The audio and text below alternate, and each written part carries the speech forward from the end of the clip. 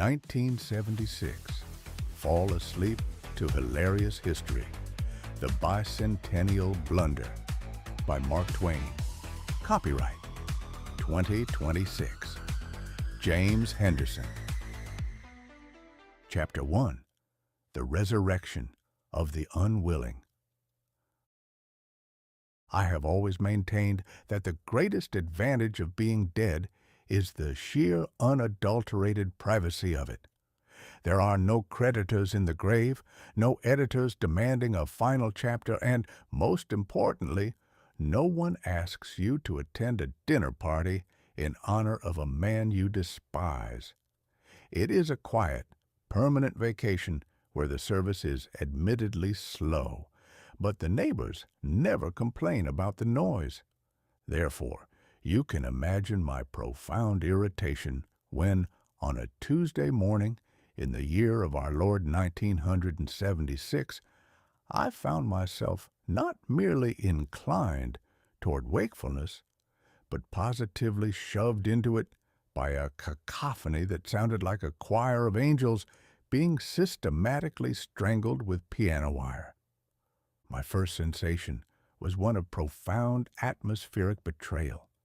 The air did not smell of the sweet, damp earth of Elmira, nor did it carry the honest, soot-heavy fragrance of a Mississippi steamboat.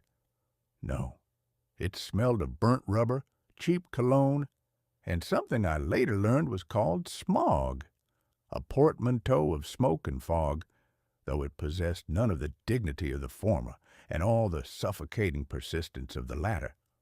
I opened my eyes, expecting perhaps the pearly gates, or more likely, a very warm reception in the subterranean departments. Instead, I found myself staring at a ceiling covered in what appeared to be hardened cottage cheese. I was informed later this was popcorn texture, though why anyone would wish to decorate their shelter with a visual representation of a failed breakfast is a mystery that even the great architect would find taxing. "Well," I remarked to the empty room, my voice sounding like two dry bricks being rubbed together, "if this is heaven, the decorator ought to be shot. And if it is the other place, I must congratulate the devil on his commitment to mediocrity." I attempted to sit up and immediately encountered the second horror of the 20th century, the shag carpet. Beneath my feet lay a forest of orange and brown synthetic fibers, so long and unkempt that I briefly feared a small dog or a large rodent might be lurking in the undergrowth, waiting to claim my toes as a bicentennial tribute. It was harvest gold, a color that suggests a crop that has not only failed, but has begun to rot with a certain stubborn enthusiasm. I looked about for my white linen suit, the one that had served as my armor against the world's dullness, but it was nowhere to be found. In its place, draped over a chair made of orange plastic and chrome, was a garment that can only be described as a sartorial hallucination. It was a leisure suit. Now, the word leisure implies a certain state of grace, a quietude of the soul. This suit, however, was a loud, high-pitched scream in the shape of a jacket. It was made of a substance called polyester, a fabric that has never seen a sheep and would likely frighten one if it did. It was the color of a bruised plum and possessed a sheen that suggested it might be capable of conducting electricity or reflecting a lighthouse beam.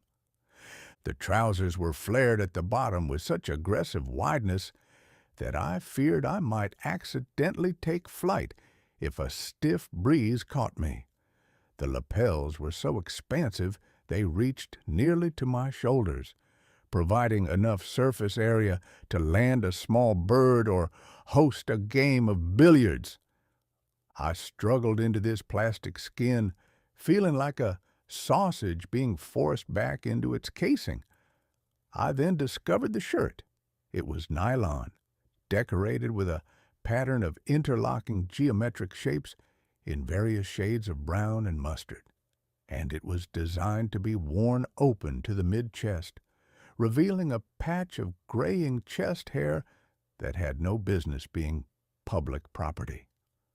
"I am a man of letters," I told the mirror, "not a retired pirate who has lost his way to the docks." The mirror, unfortunately, offered no rebuttal. It merely showed me a version of Mark Twain that looked as though he had been kidnapped by a traveling circus and forced to manage a bowling alley. It was then that the noise returned. It was coming from a wood-grained box in the corner, a television, a device which I soon realized was the primary source of the American people's collective lobotomy. On the screen, three men with hair of impossible volume and teeth that glowed in the dark were singing in voices so high I feared for the safety of any glassware in the vicinity. "They call themselves the Bee Gees," a voice said.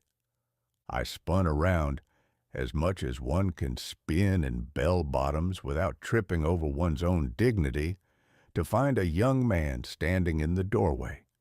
He was wearing a headband, a T-shirt with a picture of a smiling yellow circle on it, and he was holding a cold beverage in a can. "Who are you?" I demanded. "And why are those men screaming about staying alive?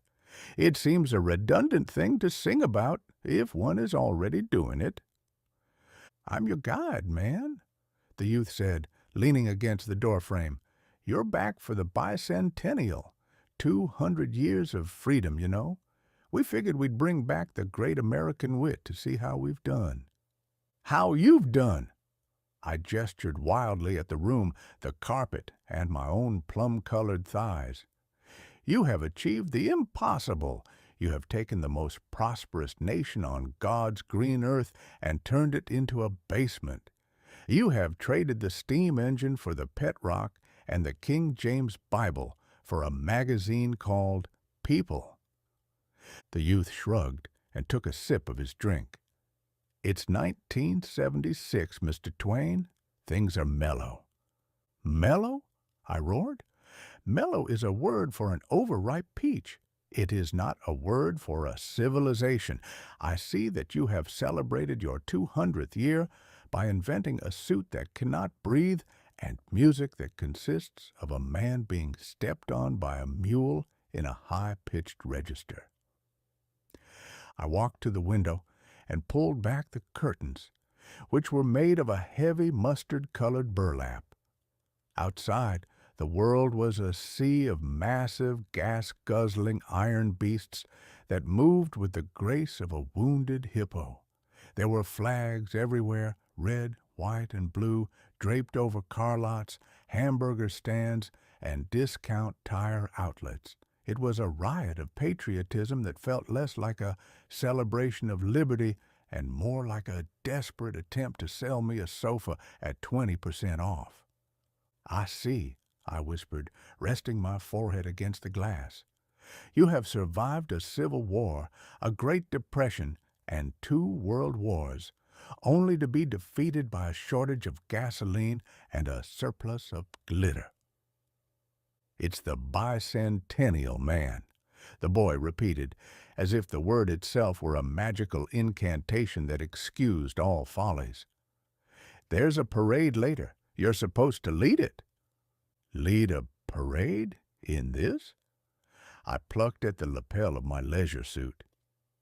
"If I go out in public looking like a neon eggplant, I expect to be arrested for public indecency, or at the very least for being a nuisance to the visual arts."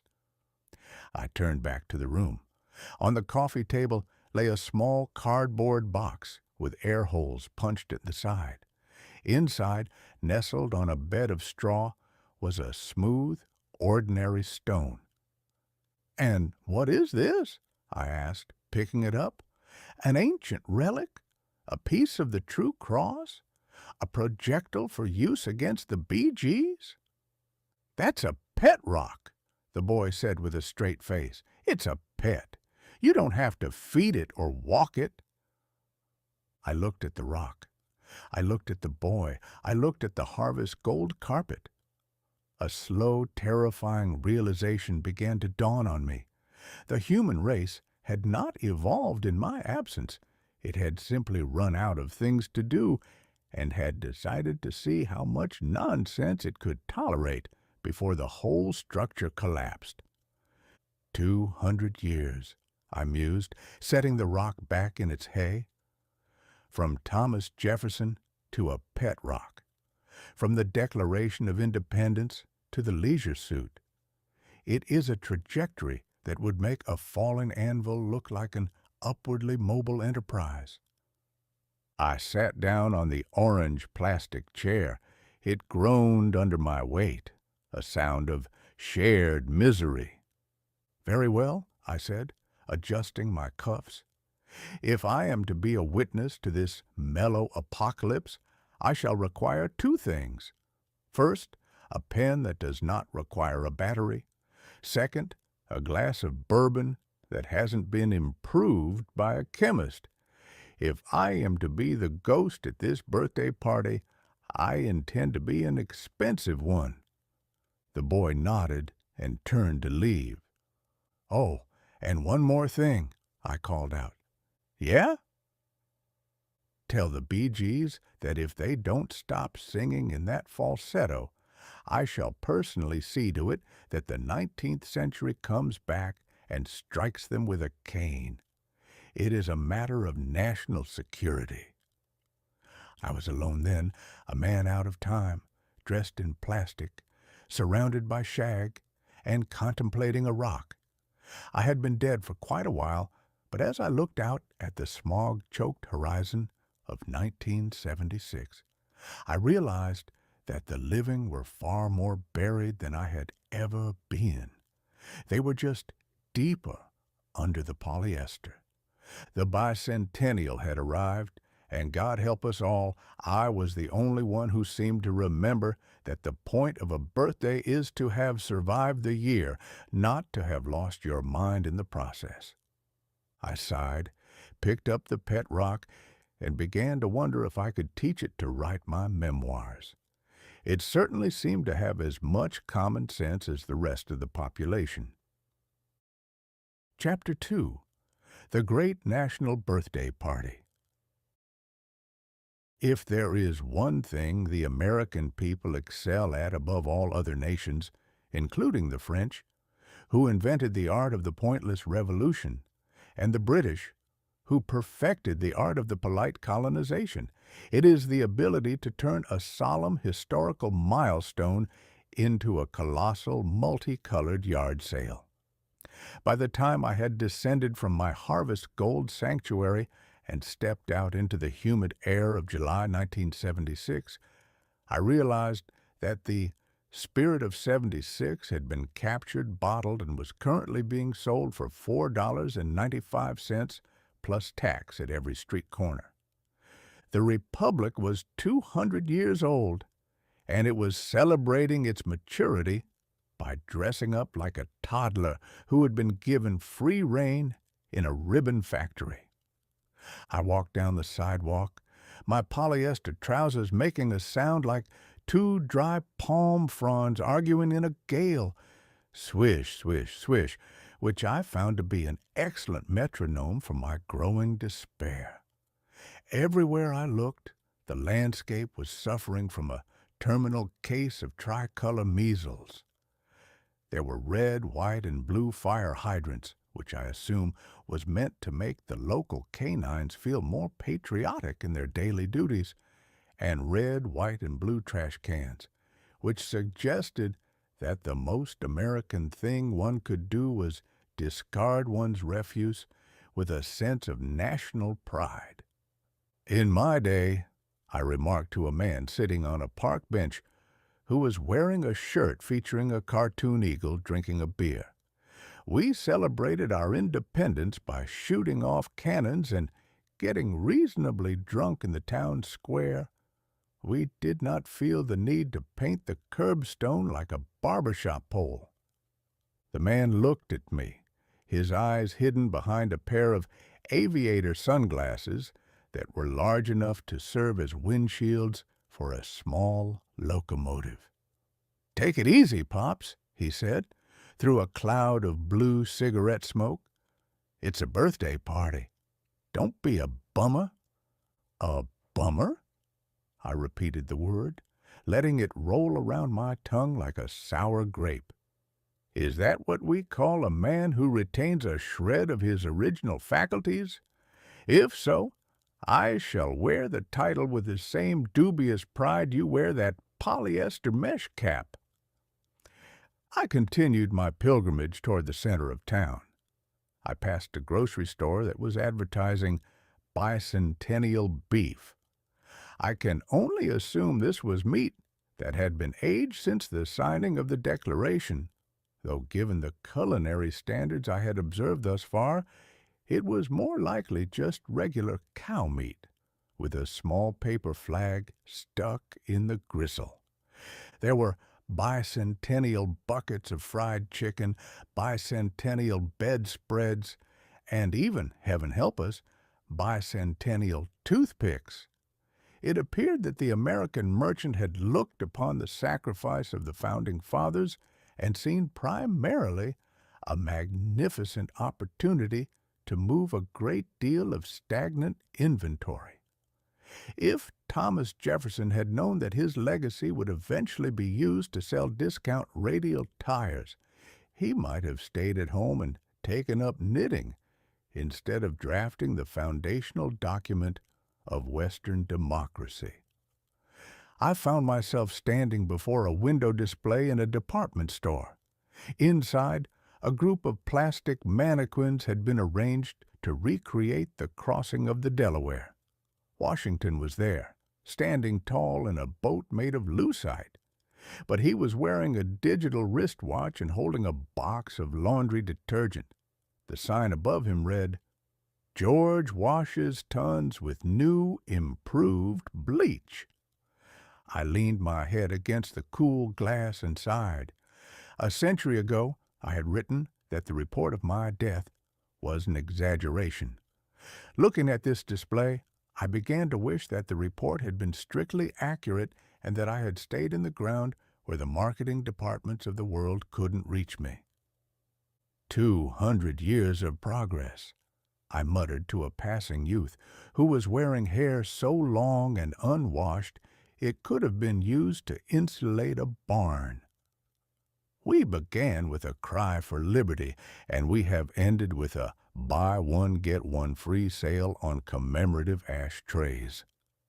"Right on, man," the youth said, not stopping. "Power to the people."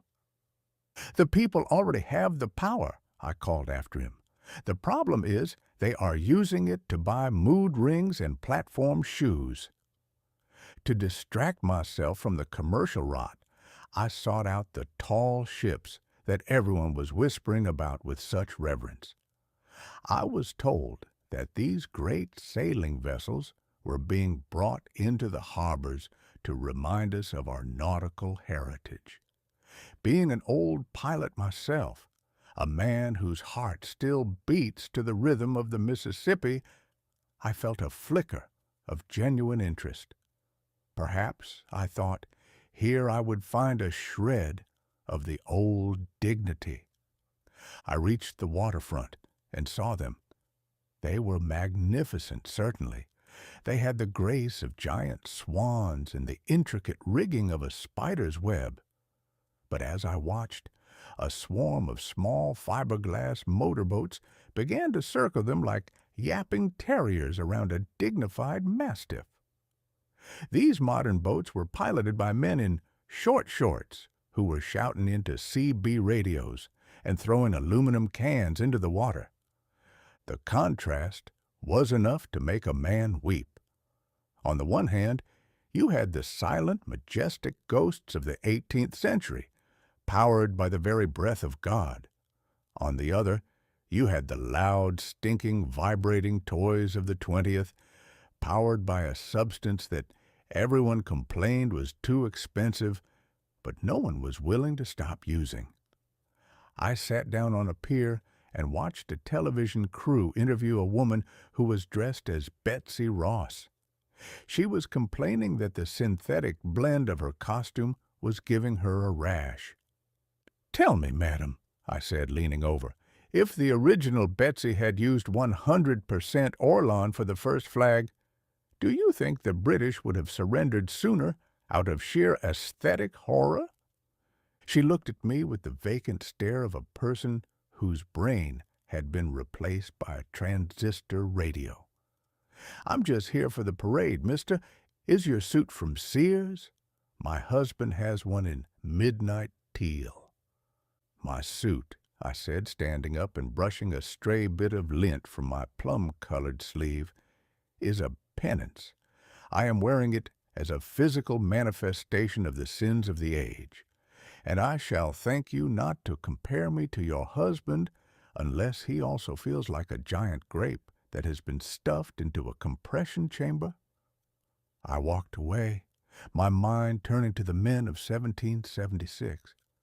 I pictured Franklin with his lightning rods and his bifocals, Adams with his stubborn integrity, and Washington with his impossible gravity. I tried to imagine them being resurrected alongside me. I saw them standing in the middle of a suburban mall, surrounded by orange Julius stands and record bars. I saw Franklin trying to understand the microwave oven and eventually concluding it was a form of witchcraft designed to ruin a good roast. I saw Washington being asked for his autograph by a man in a "Kiss Me, I'm Polish" t-shirt. They would have gone back to their graves voluntarily. They would have demanded to be reinterred with a heavy stone placed over the lid to ensure they never accidentally wandered into a disco or an Amway meeting. The tragedy of 1976 was not that the country had failed. It was, in many ways, more powerful and prosperous than we had ever dreamed. No, the tragedy was that it had become boring in its excess. It had traded the sharp, dangerous edge of revolution for the dull, padded corners of consumerism. It was a nation of kings who were all obsessed with the price of hamburger meat. As the sun began to set, casting a long harvest gold shadow across the pier, the fireworks began. They were spectacular, I'll grant you that. Great blossoms of fire that turned the smog-choked sky into a garden of light. For a moment, the crowd was silent. For a moment, the pet rocks were forgotten, the leisure suits were invisible, and the Bee Gees were silenced. In that brief flash of light, I saw the American face, not the face of the consumer, but the face of the dreamer. It was the same face I had seen on the banks of the Mississippi and in the mining camps of Nevada. It was a face that looked upward, hopeful and hungry for something it couldn't quite name. "Well," I whispered, as a massive shell of red and blue exploded overhead, "you're a pack of fools, and you've dressed the world in plastic, and you've forgotten how to walk without a motor. But you still know how to put on a hell of a show." I turned to leave, my bell-bottoms fluttering in the evening breeze. I had 18 more chapters of this century to endure, and I suspected I would need a great deal more bourbon to survive them. But as I passed a trash can painted like a flag, I didn't scowl. I simply reached into my pocket, took out the pet rock I'd been carrying, and gently placed it inside. "Happy birthday, America," I said. "Try not to choke on the cake." Chapter 3. The Gospel According to the CB Radio. It has been my observation, gathered over a lifetime of observing the human animal in its various states of agitation and repose, that man's greatest fear is not death, nor taxes, nor even the prospect of an eternity spent in the company of his in-laws. No, Man's greatest fear is 30 seconds of profound, uninterrupted silence. He will do anything to avoid being left alone with his own thoughts, for he suspects, rightly in most cases, that there is nobody home in the upper stories, and the emptiness is liable to make him dizzy. In the year 1850, if a man felt the urge to share a triviality with a neighbor, he had to walk across a field, climb a fence, and risk being bitten by a dog. This acted as a natural filter. It ensured that a man only spoke when he had something to say that was worth the exertion. But in 1976, science had finally triumphed over common sense by inventing a device that allowed a man to be a nuisance over a radius of 20 miles without ever leaving the comfort of his upholstered armchair. They called it the Citizens Band Radio, or the CB for short. It was a small metal box with a glowing dial and a microphone attached by a coiled black umbilical cord, a curly tail, as the locals called it, with a fondness usually reserved for prize-winning swine. "It's for the people, Mr. TwAIn," my guide explained, gesturing to the dashboard of his behemoth of a car. "It's how we communicate. We're all part of one big rolling conversation. It's democracy in action." "If this is democracy," I replied, eyeing the device as if it were a dormant rattlesnake, "then I begin to see why the crowned heads of Europe used to be so fond of the guillotine. It was at least a quiet way to end a disagreement." The youth reached out and turned a knob labeled "squelch." A sound erupted from the box that reminded me of a steam engine suffering from a severe case of bronchitis, layered over the screech of a cat being fed into a thresher. This, apparently, was the clear signal. "Breaker 19, breaker 19," the boy intoned into the plastic mouthpiece, adopting a nasal backwoods drawl that was as authentic as a wooden nickel. "This is the Neon Noodle looking for a copy. You got your ears on, come on." I stared at him. "The Neon Noodle? Is that your name, or a description of your central nervous system? And why are you asking if they have their ears on? Unless the population of this decade has begun to shed appendages like lizards, it is a safe assumption that their ears are exactly where they left them this morning." "It's a handle, man," he whispered, holding a finger to his lips. "You gotta have a handle. You can't just be yourself. That's the rule." A voice crackled back through the static. It sounded like a man speaking through a mouthful of gravel and wet cardboard. 10-4 Neon Noodle. This here's the Rubber Duck. You got a Smoky at mile marker 42, so keep the hammer down and the shiny side up. We got ourselves a convoy. We gone. 10-10 on the side." The boy looked at me with a grin of pure, unadulterated triumph. "See? He's the Rubber Duck. He's warning us about the police. It's a brotherhood." I took a moment to process this information. Let me see if I follow the logic of this brotherhood. A grown man, presumably of sound mind and legal age, has chosen to identify himself to the world as a bath toy. He is communicating with a Neon Noodle to report the location of a Smoky, by which I assume he means a law enforcement officer, though why he has named him after a bear who prevents forest fires is a mystery for the theologians. And they are doing all of this while driving 20 tons of steel at 60 miles an hour while wearing trousers made of oil byproducts.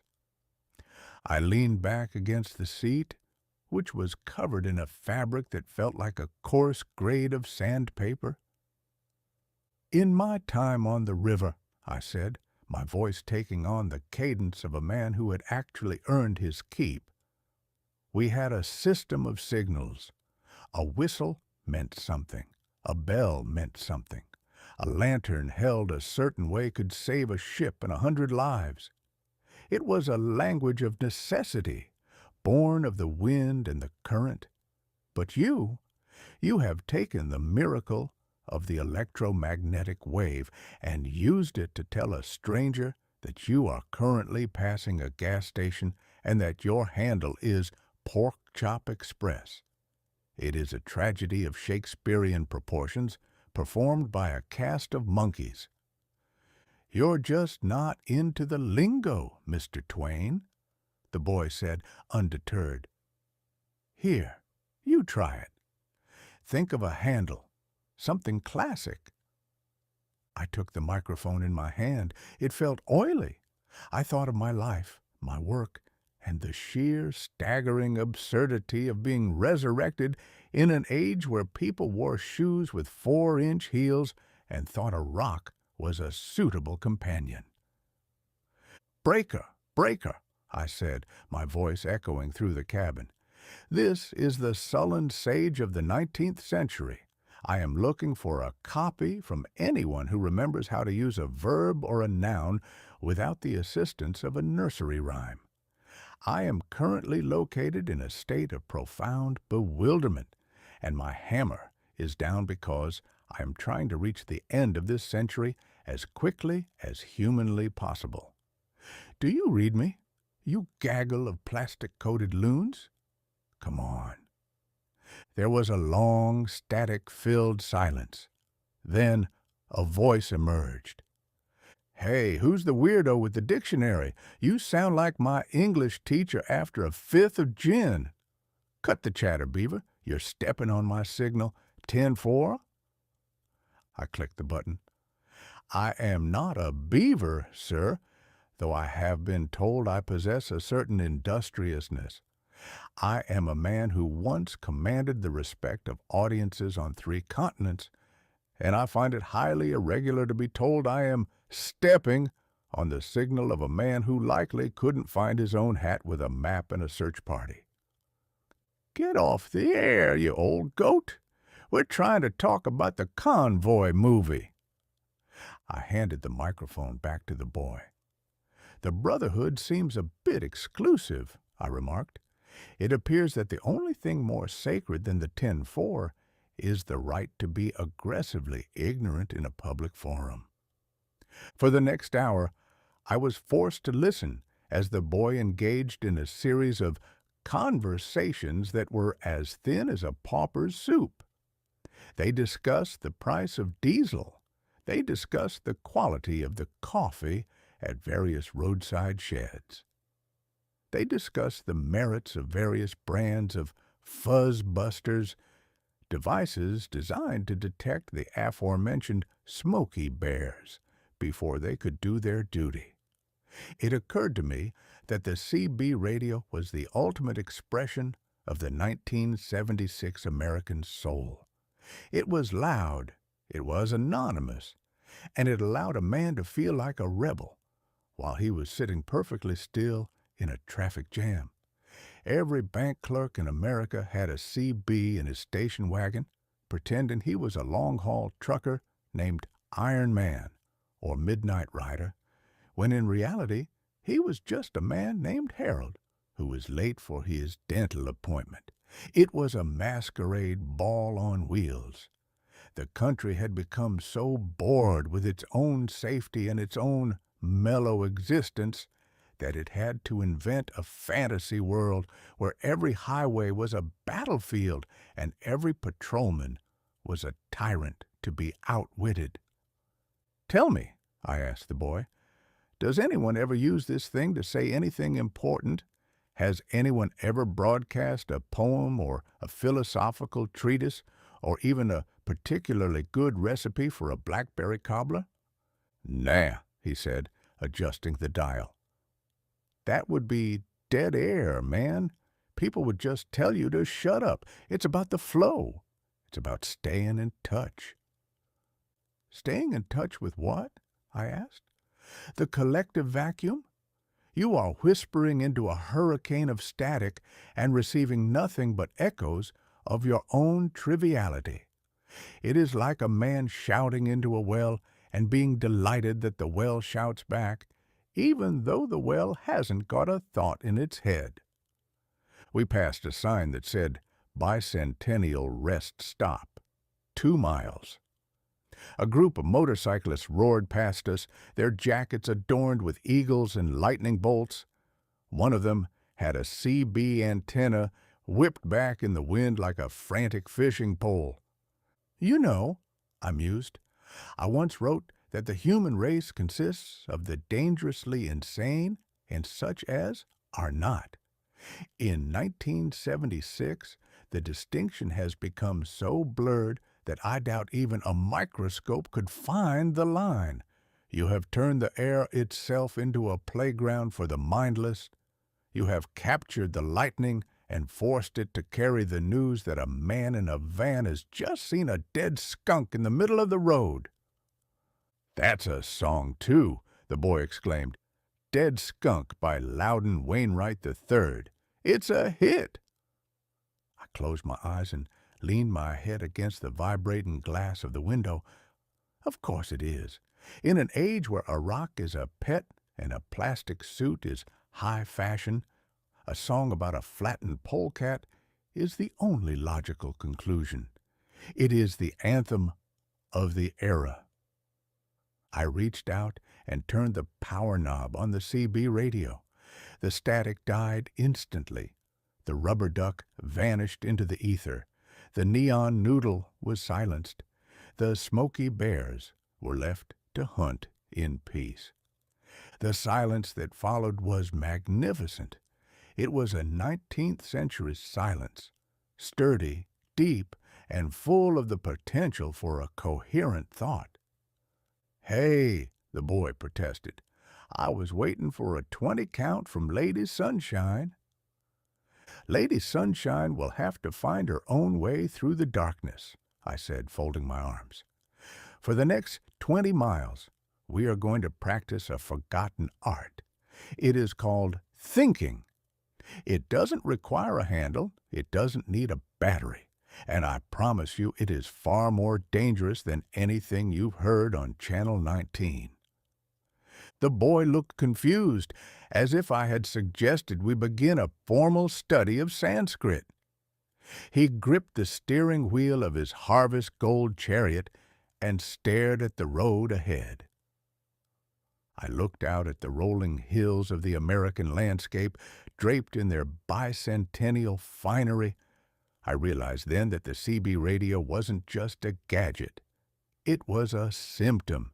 It was the sound of a nation that had everything it ever wanted and was now desperately trying to talk itself out of the realization that it was bored to tears. 10-4, I whispered to myself, watching the telephone poles flicker by like the ticks of a clock. 10-4, and God help the 10-5. I didn't know what a 10-5 was, but in the spirit of the year, I felt it was better to sound like I knew everything while knowing nothing at all. It was, after all, the American way. Chapter 4. The Dance Macabre of the Sequined Ape. I have long held the conviction that if a man desires to make a complete and utter spectacle of himself, he should at least have the decency to do it in private, or perhaps in the company of a very forgiving mule. But in the year of our Lord 1976, the American public had discarded the concept of shame as if it were a worn-out boot. Instead, they had constructed great subterranean cathedrals dedicated to the proposition that a human being's primary purpose is to vibrate under a spinning mirror until his brains turn to custard. They called this phenomenon a disco. My guide, the youth with the neon noodle handle and a startlingly optimistic view of the decline of Western civilization, insisted that I witness this scene. He claimed it was where the beautiful people gathered. If what I saw that night constitutes beauty, then I can only conclude that the standards for aesthetic excellence have dropped so low that they are currently being explored by deep-sea divers. We arrived at a building that looked from the outside like a perfectly respectable warehouse where a man might store grain or hide a body. However, upon paying a fee that would have purchased a small farm in 1845, we were permitted to enter. The first thing that struck me was not the music, but the sheer concentrated odor. It was a bouquet of sweat, cheap gin, and a chemical fragrance that smelled like a lilac bush had been doused in kerosene and set on fire. The second thing that struck me was the noise. It was a rhythmic, thumping thud, thud, thud that was so loud and so persistent that I felt my very liver was being rearranged against its will. It was not music. It was the sound of a steam engine attempting to have a nervous breakdown in 4/4 time. "What is that?"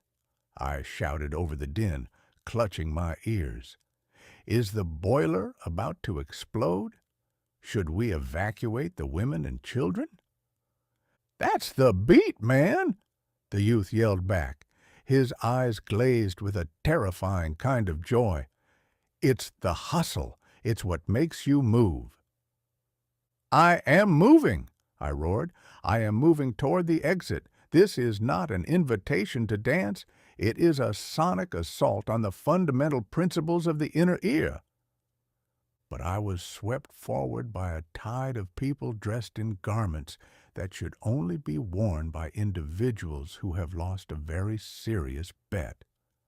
I saw men in silk shirts unbuttoned to the navel, revealing gold chains that nestled in forests of chest hair like lost jewelry in a briar patch. I saw women in dresses made of spandex, a material that appears to have been designed by a man who hated secrets. But the most offensive sight, the one that made me fear for the very soul of the Republic, was the platform shoe. I observed a young man attempting to navigate the room while perched atop 4 inches of molded plastic and leather. He walked with the grace of a newborn giraffe on a frozen pond. It is a curious thing. For centuries, man has strived to improve his gait, to move with dignity and purpose. Yet in 1976, he decided to strap bricks to his feet and pretend he was a Greek tragedy in a nightclub. If a man falls in platform shoes, he does not merely trip. He undergoes a geological event. We reached the dance floor, and I stopped dead in my tracks. The floor itself was alive. It consisted of a grid of frosted glass panels that flashed in a dizzying array of neon colors: red, blue, green, and a particularly nauseating shade of magenta. It was as if I were standing on an electrocuted checkerboard. Suspended from the ceiling was a massive rotating sphere covered in thousands of tiny mirrors. A spotlight hit this mirror ball, sending slivers of white light dancing across the walls like a swarm of frantic silver gnats. It was designed, I assume, to induce a seizure in anyone who had inadvertently retained a shred of sobriety. "Look at them!" the boy shouted, pointing at the crowd. I looked. I saw 200 people engaged in a ritual that defied every law of biology and common sense. They were not dancing with each other. They were dancing at each other, or perhaps at their own reflections in the walls. They moved in a synchronized, jerky fashion, pointing their fingers at the ceiling and then at the floor, as if they were trying to identify the exact locations of the leaks in the roof and the holes in the carpet. There was no conversation. There was no courtship. There was only the thud, thud, thud, and the frantic, desperate twitching of limbs.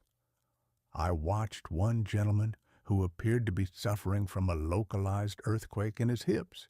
He was wearing a white suit that glowed in the ultraviolet light, making him look like a very energetic ghost who had died while trying to escape a laundry tub. "Is he in pain?" I asked, leaning close to my guide. "Should we fetch a doctor or perhaps a priest?" "He's just grooving, man. He's staying alive." "He looks as though he's trying to shake a hornet out of his trousers," I remarked.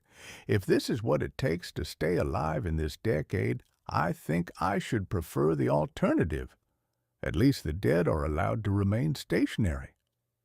I noticed a young lady nearby who was performing a series of high-velocity spins that threatened to launch her into the VIP section.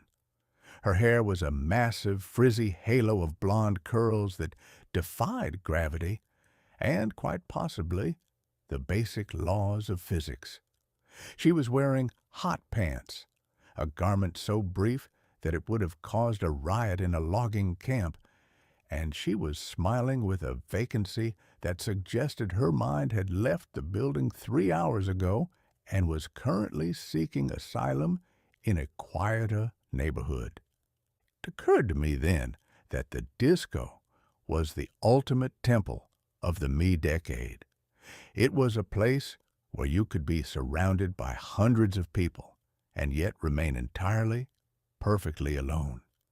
The music was too loud for speech, the lights were too bright for thought, and the mirrors ensured that the only person you ever truly had to confront was yourself, preferably in a flattering, multicolored light. It was a dance macabre for an age that had forgotten how to lead. In my day, a dance was a social contract. A waltz required two people to move in harmony. It was a conversation in motion. But the disco was an anarchy of the ego. It was the sequined ape returning to the jungle, only the jungle was made of neon, and the ape was wearing polyester.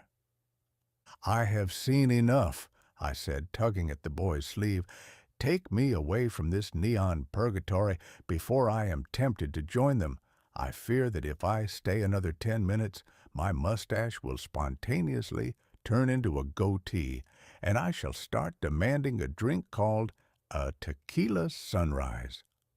"But the night is young, Mr. TwAIn. The DJ is about to play Disco Duck." I froze. Disco Duck? Yeah, it's a guy who makes duck sounds over a disco beat. It's a huge hit. I looked at the youth. I looked at the flashing floor. I looked at the rotating silver turnip in the sky.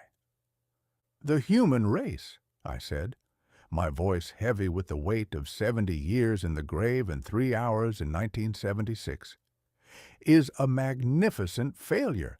We have split the atom, we have touched the moon, and we have used that collective genius to create a song about a waterfowl with a rhythmic pulse. I wish to leave now, before the ducks arrive." We fought our way back through the throng of sweating, shimmering bodies.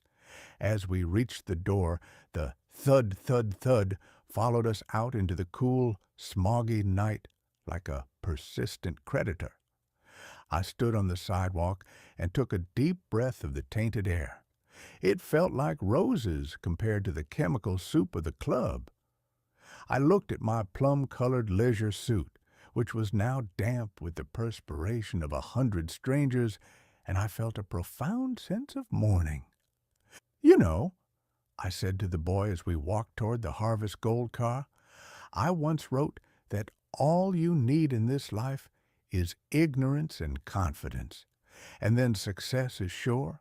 But even I never imagined a world where a man could be so ignorant as to wear platform shoes and so confident as to dance to a duck." "It's just fun, man," the boy said, jingling his keys. "Don't take it so hard." "Fun," I mused. That is the word you use to excuse every atrocity, isn't it? If a man sets fire to an orphanage, you'd probably call it performance art and ask him what his sign is. No, my boy, that was not fun. That was a collective hallucination. That was 200 years of American history being ground into a fine powder by a thumping bass line. I climbed into the passenger seat and stared at the dashboard. "Drive," I commanded. "Take me somewhere where the floor stays still and the music contains at least one recognizable instrument. And if I hear so much as a quack from that radio, I am going to throw myself out of this vehicle and take my chances with the pavement. It would be a more dignified end than being mellowed to death." The boy laughed and started the engine. As we pulled away, I looked back at the warehouse. The muffled thud, thud, thud was still audible, a heartbeat for a decade that had lost its pulse. I leaned my head back and closed my eyes. I dreamed of the Mississippi, where the only thing that flashed was the sun on the water, and the only hustle was the sound of the current against the bow.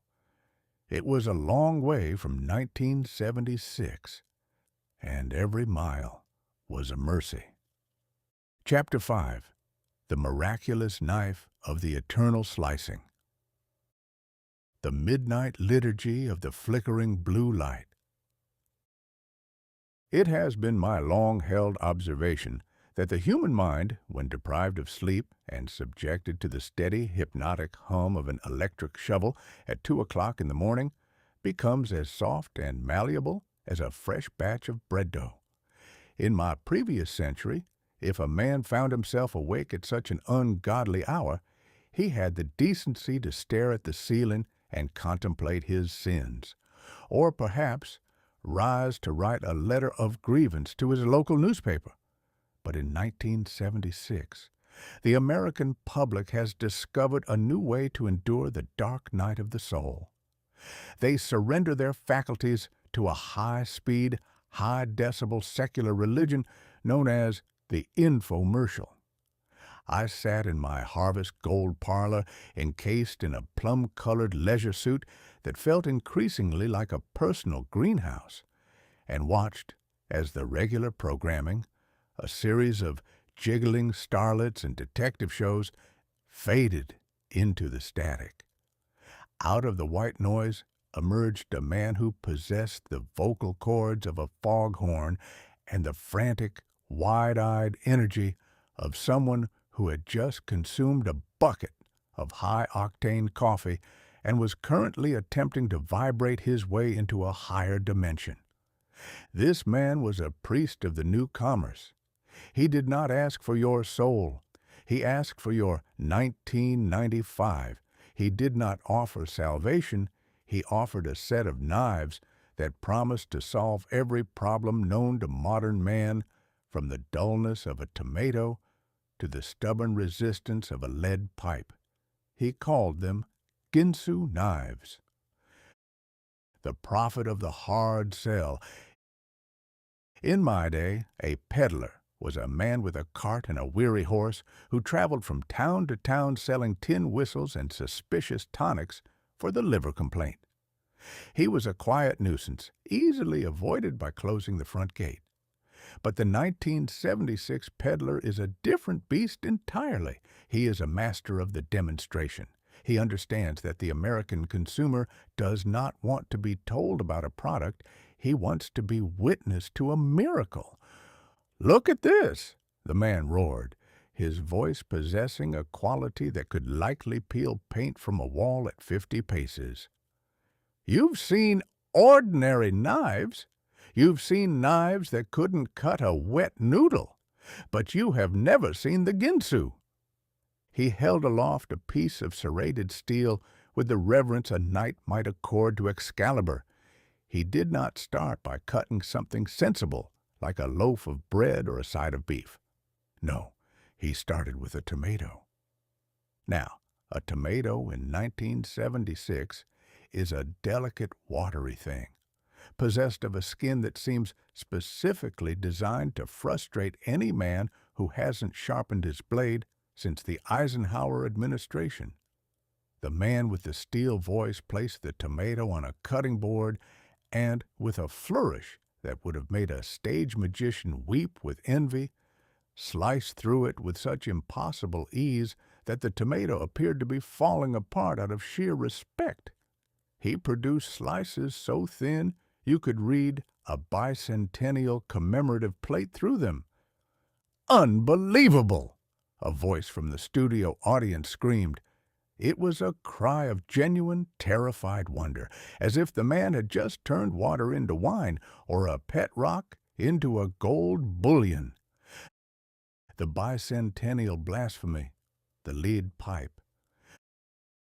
But the tomato was merely the appetizer. The true test of a 1976 kitchen implement, apparently, is its ability to perform heavy industrial demolition. "You think that's something?" the prophet demanded, his sweat-beaded brow shining under the fluorescent lights. "Watch this." He reached under the counter and produced a lead pipe. I sat upright, my polyester trousers squeaking against the sofa. I have spent a great deal of time in kitchens, usually while waiting for a steak or avoiding a debt collector, and I have never once encountered a situation where I felt the pressing need to buy sections a piece of plumbing before I could prepare a salad. However, in the logic of the infomercial, the lead pipe is the ultimate enemy. It represents everything that is hard, stubborn, and unyielding in the world. The man applied the ginsu to the pipe. There was a sound of metal grinding against metal, a noise that set my teeth on edge and likely caused every dog in the tri-state area to howl in unison. Within seconds, the lead pipe was severed. He held up the two pieces like a conqueror displaying the heads of his enemies. "And it's still sharp," he screamed. To prove it, he returned to a second tomato. The blade glided through the fruit as if it hadn't just spent the last 30 seconds engaged in a duel with a plumbing fixture. It was a magnificent, hilarious blasphemy. It was a testament to the fact that the American public is so bored with the ordinary that they will only buy a knife if you prove it can also be used as a hacksaw or a bayonet. The litany of the "but wait." Just as I was beginning to wonder if the man's heart would explode from the sheer effort of his own rhetoric, he transitioned to the most sacred part of the ritual, the special offer. "Now, how much would you pay for a knife that can cut a lead pipe and still slice a tomato?" he asked, leaning toward the camera with a conspiratorial grin. $50, $100. Don't answer yet, because we're not just going to give you the ginsu. He paused, a finger raised to the ceiling as if he were waiting for a signal from on high. "But wait, there's more." This is the phrase that binds the me decade together. It is the promise of the extra. In a world where the gas lines are long and the politicians are toothy, the "but wait" is the only thing that offers a glimmer of hope. We're going to give you a set of 6 matching steak knives. Knives that will go through a T-bone like it was butter, and the 6-in-1 kitchen tool. It slices, it dices, it peels, it heals. Well, maybe not heals, but it'll make your carrots look like little flowers. And the spiral slicer, and the bamboo steamer, all of it, the whole magnificent arsenal, for the incredible low, low price of $19.95. I looked at the screen in a state of profound, admiring bewilderment. For the price of a decent dinner and a bottle of whiskey, I could apparently possess enough steel to equip a small revolutionary army and a bamboo steamer to cook their rations. The theology of the bonus item. I realized then that the Ginsu infomercial was not about the knife, it was about the bonus. The American of 1976 is a creature who has been took so many times by the grand movements of history, by the wars, the scandals, and the economic collapses, that he has developed a desperate, aching need to feel like he is finally getting the better of the deal. He buys the Ginsu not because he needs to cut a lead pipe, but because he cannot bear the thought of leaving the free steak knives on the table. He wants to feel like the merchant has made a mistake. He wants to believe that for 1995 he has somehow outsmarted the system. "Order now," the man commanded, as a phone number flashed on the screen with a rhythmic pulsing urgency. "Operators are standing by. Do not wait. The clock is ticking. Your life is incomplete without the spiral slicer. Your kitchen is a wasteland without the 6-in-1 tool." I looked at my guide, who was currently reaching for a pen and a scrap of paper. "Are you going to buy it?" I asked. "Do you have a lead pipe that requires immediate attention, or are you planning on opening a restaurant that serves only spiral-cut carrots?" "It's a deal, man," he said, his eyes fixed on the screen. "Think of the steak knives. You can never have too many steak knives." "My boy," I said, leaning back as the man on the television began the entire cycle again with a fresh tomato, "you are being Ginsu-ed. You are being seduced by the music of the hard sell. You have taken a piece of metal that was likely forged in a factory that also makes hubcaps, and you have turned it into a symbol of your own prosperity. You are buying a dream that comes with a serrated edge." The final slice. As the night wore on and the electric shovel continued its work, I realized that the infomercial is the perfect theater for the Bicentennial. We have spent 200 years building a nation based on the principles of life, liberty, and the pursuit of happiness. And we have finally reached the point where those ideals have been condensed into a 3-minute demonstration of a kitchen gadget. We are a nation of believers. We believe in the butt weight. We believe in the free bonus.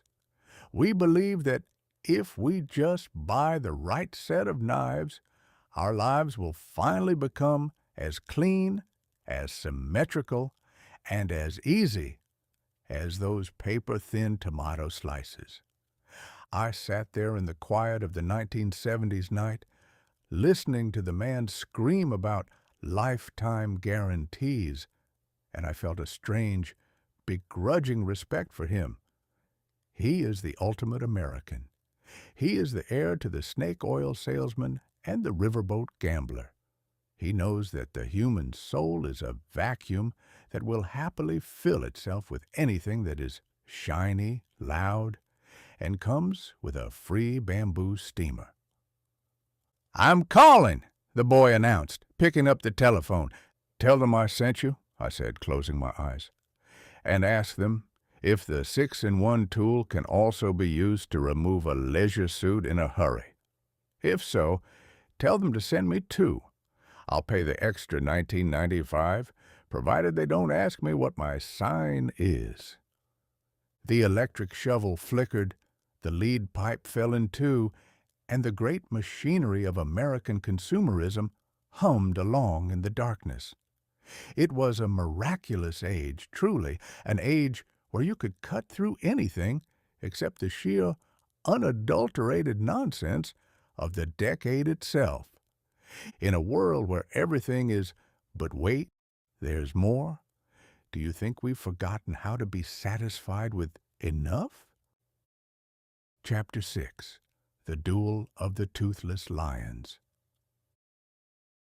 I have lived long enough and died long enough to understand that the American political system is the only institution on earth designed to prove that the human race can survive any amount of mismanagement, provided it is accompanied by a brass band and a sufficient supply of bunting. In the year of our Lord 1876, we were embroiled in a contest between Mr. Hayes and Mr. Tilden that was so thick with fraud you could have used it to lubricate a steam engine. I had hoped that in a century's time we might have refined the process. I was, as is my custom in the 20th century, profoundly disappointed. In 1976, the greatest democracy on earth was asked to choose its supreme leader from a pool of talent that would have been rejected by a local theater troupe for lack of charisma. On one side, we had Mr. Gerald Ford, a man who had ascended to the presidency not by the will of the people, but by a series of unfortunate events that began with a burglary and ended with a resignation. He was the substitute teacher of the Republic, a man who seemed perpetually surprised to find himself in the Oval Office, and even more surprised when his own feet conspired to trip him down the stairs of Air Force One. On the other side, we had Mr. Jimmy Carter, a man from Georgia who grew peanuts and possessed a smile so expansive and so white that it was frequently used by the Coast Guard as a navigational aid. Mr. Carter's primary qualification for the office, as far as I could discern, was that he was not from Washington, D.C., a sentiment I find entirely sensible, as being from Washington is a condition usually requiring a long course of antibiotics and a public apology. The contest of the commonplace. I sat before the television, that flickering altar of modern ignorance, and watched the two men engage in what were called debates. In my day, a debate involved two men standing on a stump for 6 hours, insulting each other's parentage and drinking enough whiskey to float a barge. It was an honest, sweaty, and glorious spectacle. The 1976 version, however, was a sterile affair conducted in a studio that looked like the interior of a refrigerator. The candidates stood behind podiums, speaking in the measured, toneless drones of men who were terrified of accidentally saying something interesting. Watching a modern political debate is like watching two men try to settle a blood feud by playing a very slow game of checkers in a dark room. The crux of the matter was this. Mr. Ford was trying to convince the public that he had done a good job, despite the fact that the economy was currently in a tailspin and he had seen fit to pardon Mr. Nixon, a gesture of mercy that was about as popular as a skunk at a garden party. Mr. Carter, meanwhile, was running on a platform of goodness. He looked into the camera with the intensity of a man trying to sell you a used mule and promised, "I will never lie to you." Now, I have known many men. I have known saints, and I have known scoundrels, and I have known several people who were both on alternate Thursdays.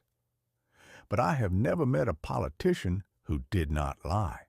To promise a politician who doesn't lie is like promising a river that doesn't get wet. It is a biological impossibility. A politician's tongue is a specialized instrument, curved by nature to avoid the sharp edges of the truth, which is a dangerous substance that has been known to cause immediate unemployment if handled without gloves. A statistical comparison of the combatants. To assist the reader in understanding the gravity of the choice facing the American public, I have compiled the following table of attributes. Attribute: Gerald Ford. the incumbent. Jimmy Carter, the challenger. Origin story. Picked from the crowd like a juror, emerged from a peanut patch in Georgia. Physical signature, a sudden and violent affinity for the pavement.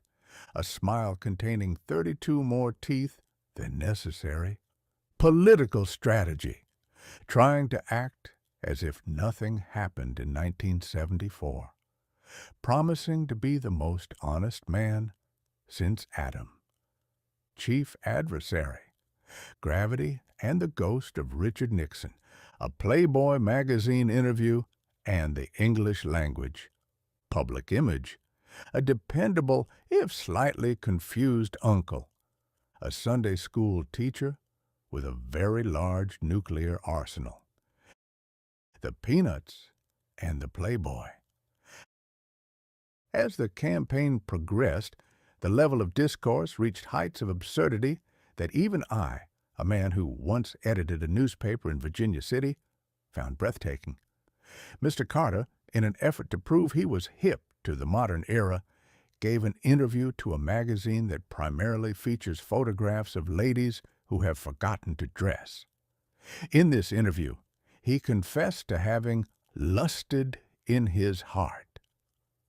I was fascinated by this. In 1976, it was apparently a national scandal for a man to admit he was human. The press corps fell upon the statement with the ferocity of a pack of wolves on a ham sandwich. They analyzed the theology of lust as if they were all bishops in the church of high fashion. I remarked to my guide that if every man who had lusted in his heart were disqualified from public office, the government would consist entirely of 3 monks and a very old tortoise. Mr. Ford, not to be outdone in the arena of public blundering, decided to declare during a debate that there is no Soviet domination of Eastern Europe. This was a bold statement, primarily because the Soviet Union currently had enough tanks in Eastern Europe to pave the entire continent. It was a magnificent piece of fiction, the kind of lie that is so large it commands a certain grudging respect, like a mountain made of cheese. The public, however, was not impressed. They prefer their lies to be small, manageable, and flavored with a little more subtlety. The grand illusion of choice. By the time Election Day arrived, the nation was exhausted. They had been bombarded by commercials, short, loud films designed to make you believe that voting for a certain man would fix your plumbing, cure your gout, and bring peace to the world. I walked to a polling station in a local gymnasium, a place that smelled of old socks and civic duty. I watched the people enter the little booths with their secret curtains. It is a beautiful thing, really, the American voter. He goes into that booth, clutching his grievances like a bag of marbles, and he strikes a blow for liberty by pulling a lever for a man he wouldn't trust to hold his watch for 5 minutes. "Who are you voting for, Mr. TwAIn?" my guide asked, tapping his Jimmy button. "I am a man of the 19th century," I replied, adjusting my plum-colored lapels. "I am used to voting for men who wear top hats and have the decency to be openly corrupt. These modern fellows are too sanitized for my taste. They are like white bread. It looks like food, it feels like food, but it has no soul and very little flavor."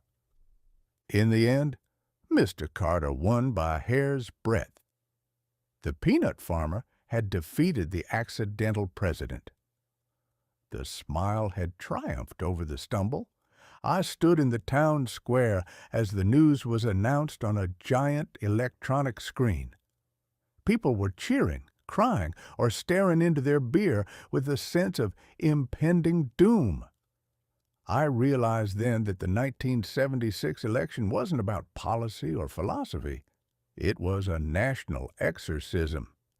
The American people wanted to wash the taste of the last decade out of their mouths, and they had chosen a man who looked like he spent his weekends polishing his own halo. "Will he be a good president?" the boy asked, his eyes bright with hope. "He will be an American president," I said, lighting a cigar and blowing a cloud of smoke into the bicentennial air. "He will start with the best of intentions. He will be thwarted by men with smaller hearts and larger bank accounts, and in 4 years' time, the people will be just as angry as they are tonight, only they will be angry at him instead of the other fellow. It is the great American circle of life." I looked at the Jimmy button on the boy's chest. "But look on the bright side," I added. "At least for the next 4 years the White House will have a steady supply of peanuts. In a world as mad as this one, a man should take his comforts where he can find them." As I walked back to my harvest gold sanctuary, I couldn't help but think that the duel of the toothless lions was a fitting tribute to the bicentennial. We had spent 200 years building a nation, and we had finally reached the point where the most powerful position on the planet was a choice between a man who couldn't stay on his feet and a man who couldn't stop smiling. It was a glorious, hilarious, and utterly terrifying spectacle. I wouldn't have missed it for the world, though I still think a pet rock would have been a more stable choice for the vice presidency. In an age where style so often trumps substance, what do you think truly defines the character of a decade? Chapter 7. The Great Indigestion. I have long believed that the stomach is the true seat of the human soul. A man with a belly full of honest beef and well-aged bourbon is a man of peace, a man of charity, and a man who is likely to view his neighbor's failings with a wink and a nod.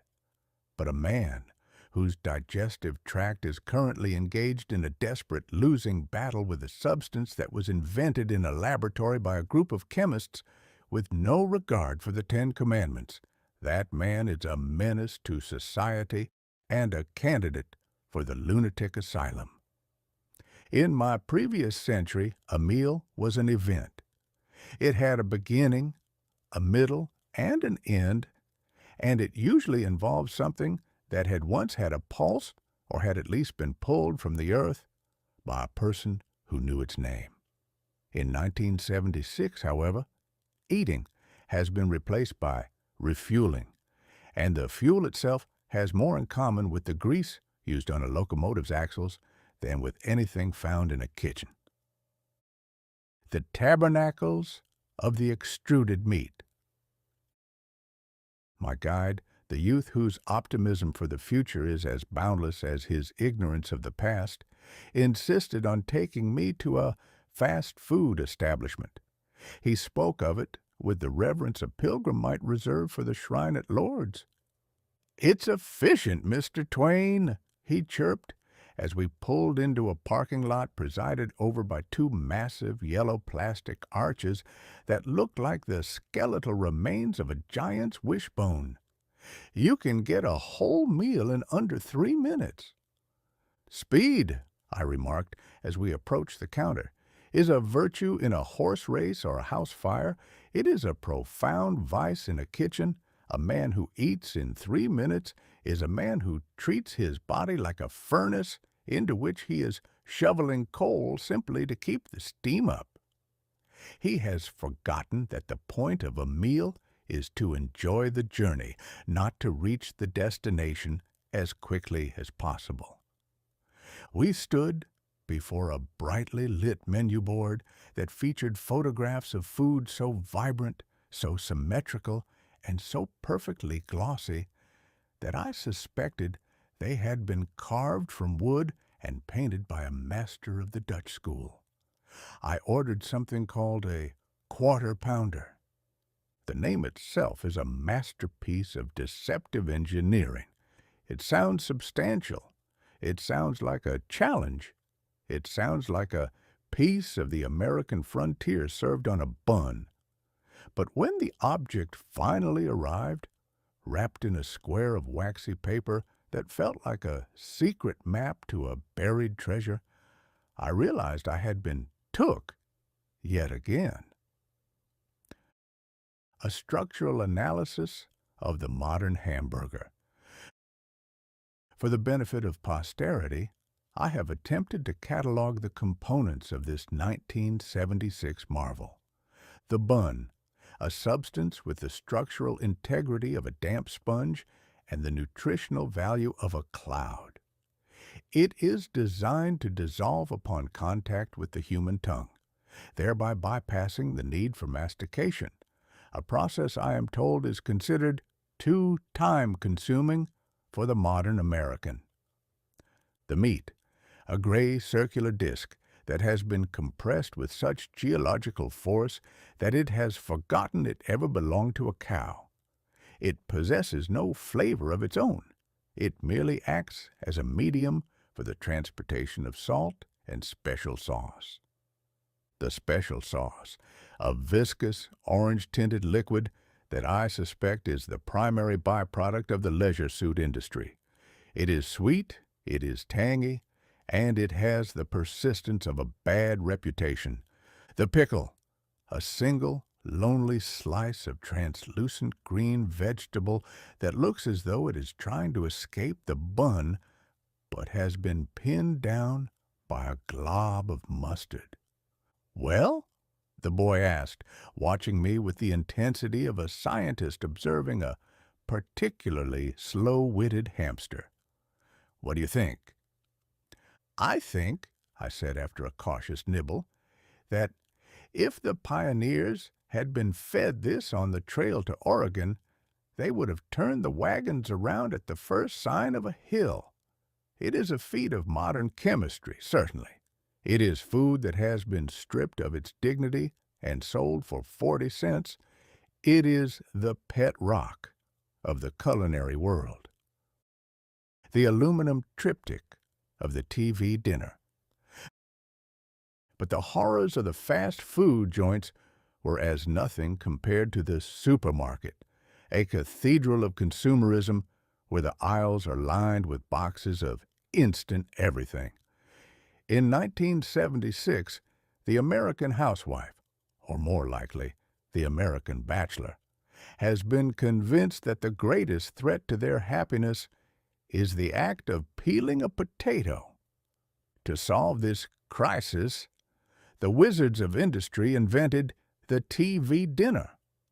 It is a meal served in a tray of folded aluminum, divided into 3 or 4 compartments like a miniature prison for vegetables.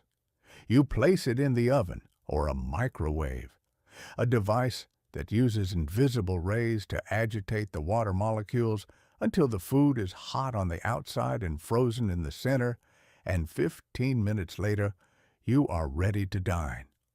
I observed one of these trays with a mixture of awe and revulsion. In one corner, there was a slice of turkey that had the texture of a legal document.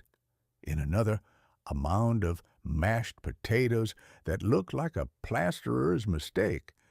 And in the final compartment, a cluster of peas that were of such a bright, radioactive green that I feared they might begin to glow if I turned out the lights. "They call it Salisbury steak," my guide explained.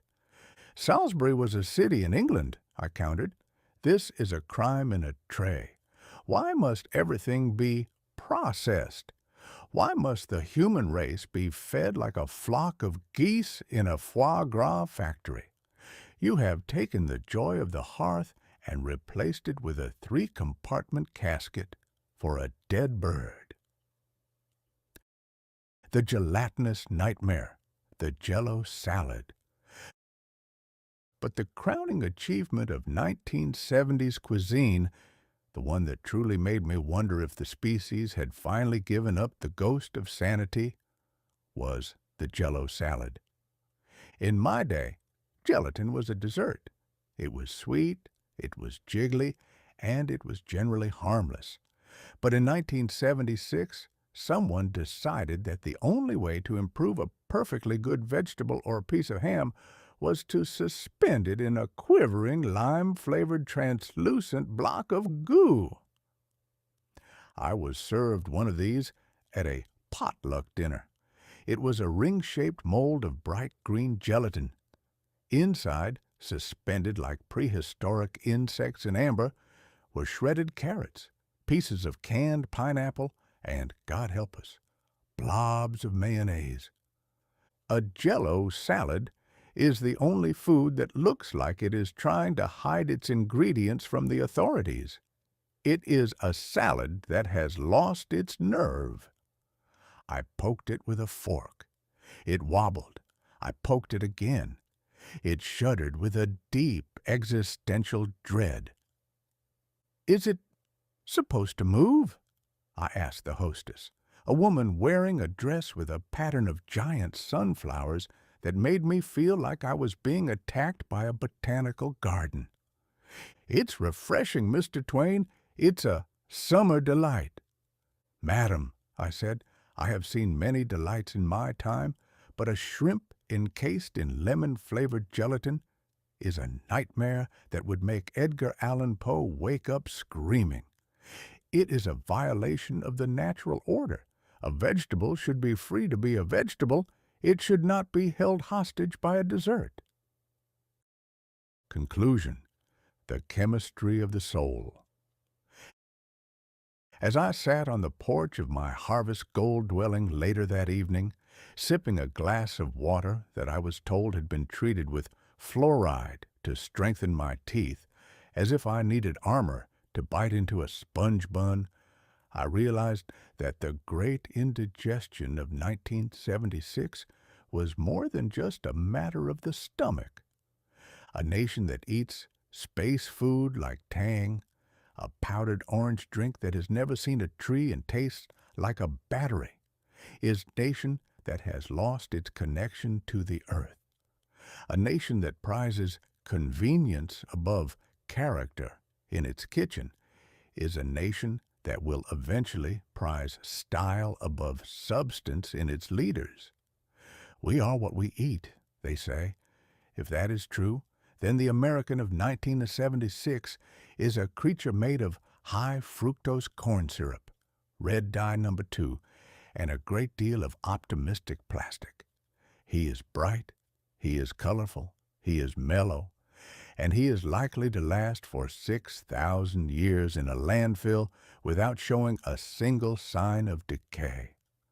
I looked at my plum-colored leisure suit, which was currently tight across my midsection after my encounter with the quarter-pounder.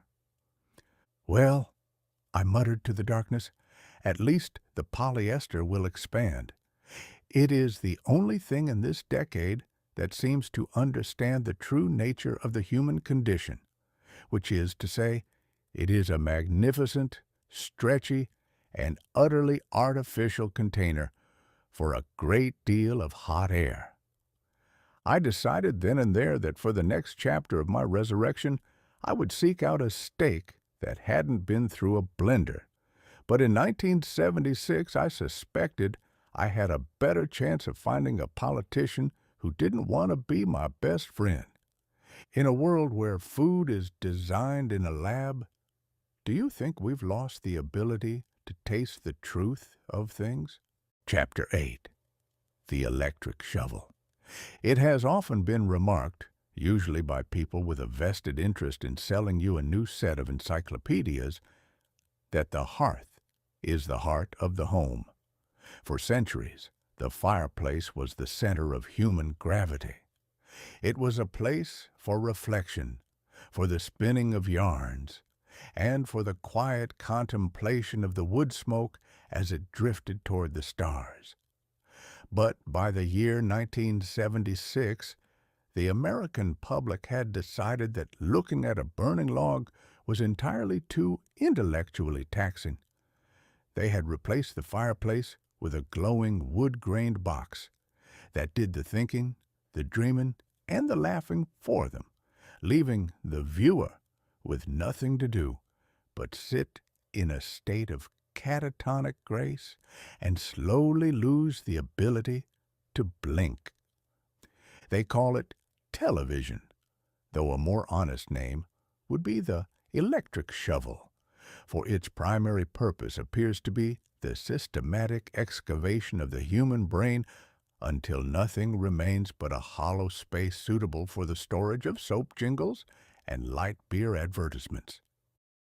The voodoo of the rabbit ears. Before one can actually witness the miracle of modern broadcasting, one must first engage in a ritual of such profound absurdity that it would make a voodoo priest blush with embarrassment. My guide's television set was a massive piece of furniture that occupied more floor space than a mid-sized piano. It was encased in faux oak plastic, a material that looked like wood only to someone who had never seen a tree. Perched atop this monument were the antennae, or as they are colloquially known, rabbit ears.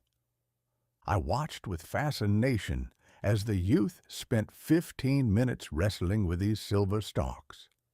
He twisted them, elongated them, and eventually, in a fit of technological desperation, attached a crumpled sheet of aluminum foil to the tips. "There," he muttered, standing perfectly still in a pose that suggested he was trying to attract a lightning strike. "If I hold it like this, we get Channel 4. Don't move. If you even breathe, the picture turns into a snowstorm." "So this is the summit of your scientific achievement," I remarked, observing the grainy, flickering image on the screen. "You have harnessed the very invisible forces of the universe.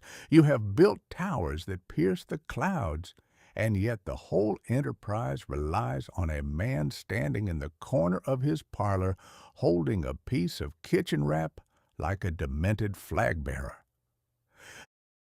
The trinity of the jiggle, Charlie's Angels. Once the reception was secured, I was introduced to the reigning deities of the 1976 airwaves. The program was called Charlie's Angels. It consisted of 3 young ladies of remarkable physical symmetry who spent an hour each week solving crimes while wearing outfits that appeared to have been sprayed on by a very enthusiastic painter. I studied the screen with the clinical detachment of a naturalist observing a new species of brightly colored bird. The plot. As far as I could discern, there was no plot. There was merely a series of excuses for the ladies to run toward the camera in slow motion. The dialogue consisted primarily of whispering into telephones to a man named Charlie, whom we never see. I suspect Charlie is a figment of their collective imagination, or perhaps a very clever dog with a voice synthesizer.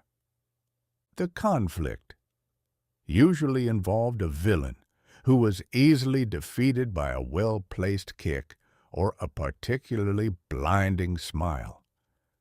"It's a hit, Mr. TwAIn," the boy exclaimed. "It's Jiggle TV." "Jiggle TV," I repeated. The phrase itself is a death knell for Western civilization. We have moved from the prose of Milton and the logic of Jefferson to a medium defined by the rhythmic oscillation of a starlet's anatomy. It is a wonder the British haven't invaded again, simply out of pity. The $6 million paradox. Next, we encountered a gentleman named Steve Austin, better known as the $6 million Man. I was told that this man had been rebuilt after an accident using bionics. He possessed an eye that could see through walls and legs that could outrun a locomotive. However, the curious thing about Mr. Austin was that whenever he performed a feat of superhuman strength, such as jumping over a house or lifting a car, the television producers slowed the film down until he moved with the agonizing lethargy of a man walking through a vat of molasses. To compensate for this lack of speed, they added a sound effect that sounded like a spring being wound by a giant. Ch-ch-ch-ch-ch. "Explain this to me," I requested.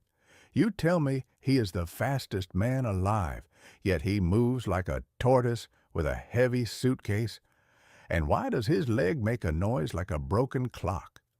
If I were a criminal and I heard a ch-ch-ch coming from the bushes, I wouldn't wait to be arrested. I'd simply assume the local clockmaker had gone mad and head for the next county." "It's for the kids, man. It makes him look cool." "Cool," I said, "is a word that is doing a tremendous amount of heavy lifting in this century. It is the universal lubricant for every piece of nonsense that cannot be explained by logic or tradition." The commercial, the true purpose of life. But the programs themselves were merely the garnish. The commercials were the meat of the matter.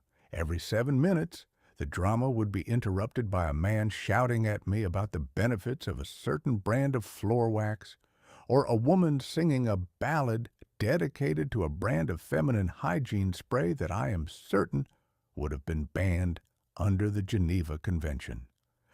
I observed a commercial for a product called Shake and Bake.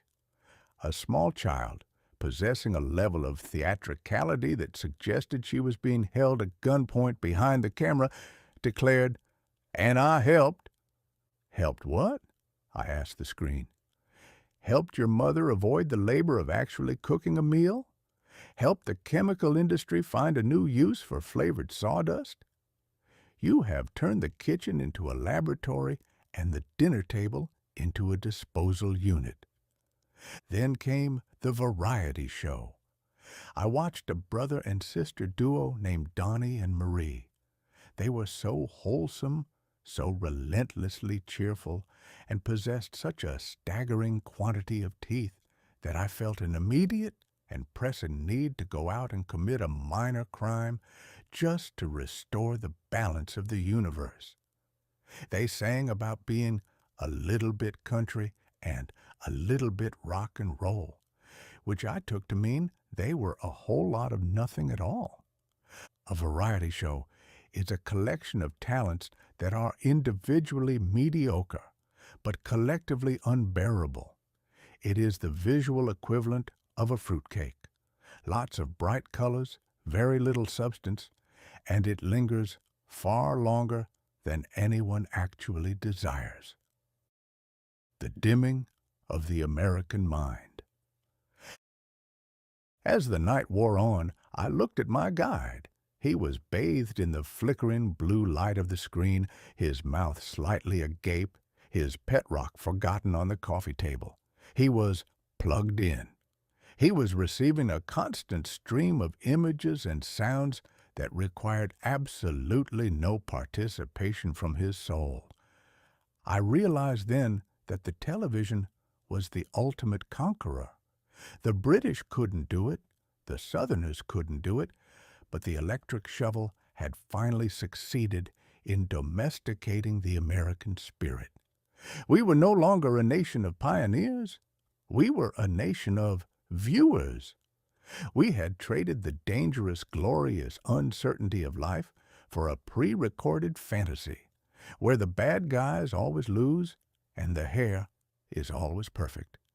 "You know," I said, standing up and stretching my polyester-clad limbs, "I once wrote that the man who does not read has no advantage over the man who cannot read. But I see now I was too optimistic. The man of 1976 doesn't need to read. He has a box that tells him what to think, how to feel, and, most importantly, what to buy. He is the first creature in history to be entertained into a stupor." "You're missing the news, Mr. TwAIn," the boy said, pointing at the screen as a man with silver hair and a voice like a cello began to speak. "It's Walter Cronkite. He's the most trusted man in America." I looked at Mr. Cronkite. He did indeed look trustworthy. He looked like the kind of man who would return your lawn mower with a full tank of gas. But even he was trapped in the box, condensed into a 22-minute summary of the world's miseries, book-ended by advertisements for hemorrhoid cream. "I am going to bed," I announced, "and I'm going to find a book, a real book, with pages that smell like paper and ink, and a story that doesn't jiggle or make a cha-cha-cha sound when the hero walks. If I am to live in this century, I must at least ensure that my brain doesn't turn into harvest gold shag carpeting." I walked out of the room, leaving the boy to his blue glow. As I closed the door, I heard the television voice tell me that that's the way it is. "Maybe for you, Walter," I whispered to the hallway. "But some of us still prefer to dig our own holes." In an age where the box does all the talking, do you think we've forgotten how to listen to the silence of our own minds? Chapter 9. The Bazaar of the Bizarre. In the simpler days of my youth, which is to say, before the world decided that progress consisted of covering every square inch of the landscape in asphalt, if a man required a new pair of boots or a sack of flour, he went to the general store. It was a modest establishment that smelled of dried tobacco, brine, and honest sawdust. You spoke to a man who knew your father's name. You bartered for what you needed, and you left with your dignity largely intact. But in 1976, the general store has undergone a terrifying metamorphosis. It has swollen into a windowless, cavernous concrete fortress known as the shopping mall. It is a structure designed with the specific architectural intent of disorienting the human soul until it surrenders its wallet out of sheer panicked exhaustion. The Cathedral of Clutter. I was led into one of these monuments to excess by my guide, who seemed to view the mall as a kind of religious retreat. As we passed through the heavy glass doors, I was struck by a blast of air conditioning, a mechanical wind that is chilled to the temperature of a meat locker, regardless of the season. "Notice," I whispered, clutching my plum-colored lapels as if they were a life-preserver, "the absence of windows. There is no sun here, there is no moon, there is only the relentless, humming glow of the fluorescent light, which has the magical property of making every human being look like a 3-day-old corpse. It is a place where time goes to die, and where the concept of night and day is replaced by store hours." The mall is organized around a central atrium, a space so large it could comfortably house a small cathedral or a very large zeppelin. In the center, there was a fountain that did not feature a statue of a hero or a sage, but rather a series of plastic tubes that dribbled water over a pile of artificial rocks. Around it sat the mall walkers, individuals who appeared to be engaged in a slow-motion marathon, marching in circles with a grim determination that suggested they were trying to walk their way out of the 20th century entirely. The Gallery of the Useless, Spencer's Gifts. We entered a shop called Spencer's Gifts. I have visited the bazaars of Constantinople and the markets of Cairo, but I have never encountered a more concentrated collection of utter, unmitigated trash in my entire existence. It was as if a garbage scow had collided with a toy factory, and the resulting debris had been neatly organized on shelves. The lava lamp. I observed a glass vessel filled with a viscous purple liquid in which blobs of orange wax rose and fell with the rhythmic lethargy of a lava flow. "What does it do?" I asked. "It's for tripping, man," the youth explained. "You just watch it." I see. You have invented a lamp that provides no light and requires the viewer to be in a state of chemical impairment to find it interesting. It is the perfect metaphor for the decade.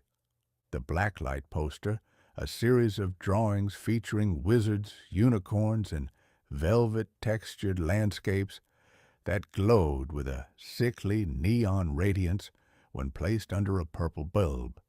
They looked like the fevered dreams of a man who had spent too much time eating the Jell-O salads I described in a previous chapter. The Pet Rock, Deluxe Edition. Even here, the mineral kingdom was represented, but these rocks were wearing tiny straw hats. "Tell me," I said, picking up a rubber device that emitted a sound of flatulence when squeezed, "is there anything in this store that a man might actually use? A tool, a book, a piece of clothing that doesn't have a witty slogan about beer on it?" "It's gag gifts, Mr. TwAIn. It's for fun." "A gag is something you put in a man's mouth to keep him from screaming," I replied. Looking at this inventory, I am beginning to understand why the term is so appropriate. It is a bazaar designed to prove that the American public has more money than it has common sense, and a desperate, aching need to fill its houses with plastic omens of its own intellectual bankruptcy. The altar of the Orange Julius. Exhausted by the gags, we retreated to the food court, a section of the mall that smelled like a collision between a deep fryer and a sugar refinery. There, I was introduced to the Orange Julius. It is a beverage that purports to be made of oranges, but it possesses a frothy, creamy consistency that suggests the oranges have been through a traumatic experience involving a blender and a large quantity of mysterious white powder. It is sweet enough to cause instant tooth decay and cold enough to freeze the thoughts right out of your skull. "It's a classic, man," the boy said, slurping his through a plastic straw. "It is a chemical suspension," I countered. "In my day, if you wanted the taste of an orange, you peeled an orange. You did not require a high-speed turbine and a secret recipe to turn a piece of fruit into a milkshake. But I suppose in a world where people live in windowless boxes, a drink that tastes like a memory of an orange is the best one can hope for."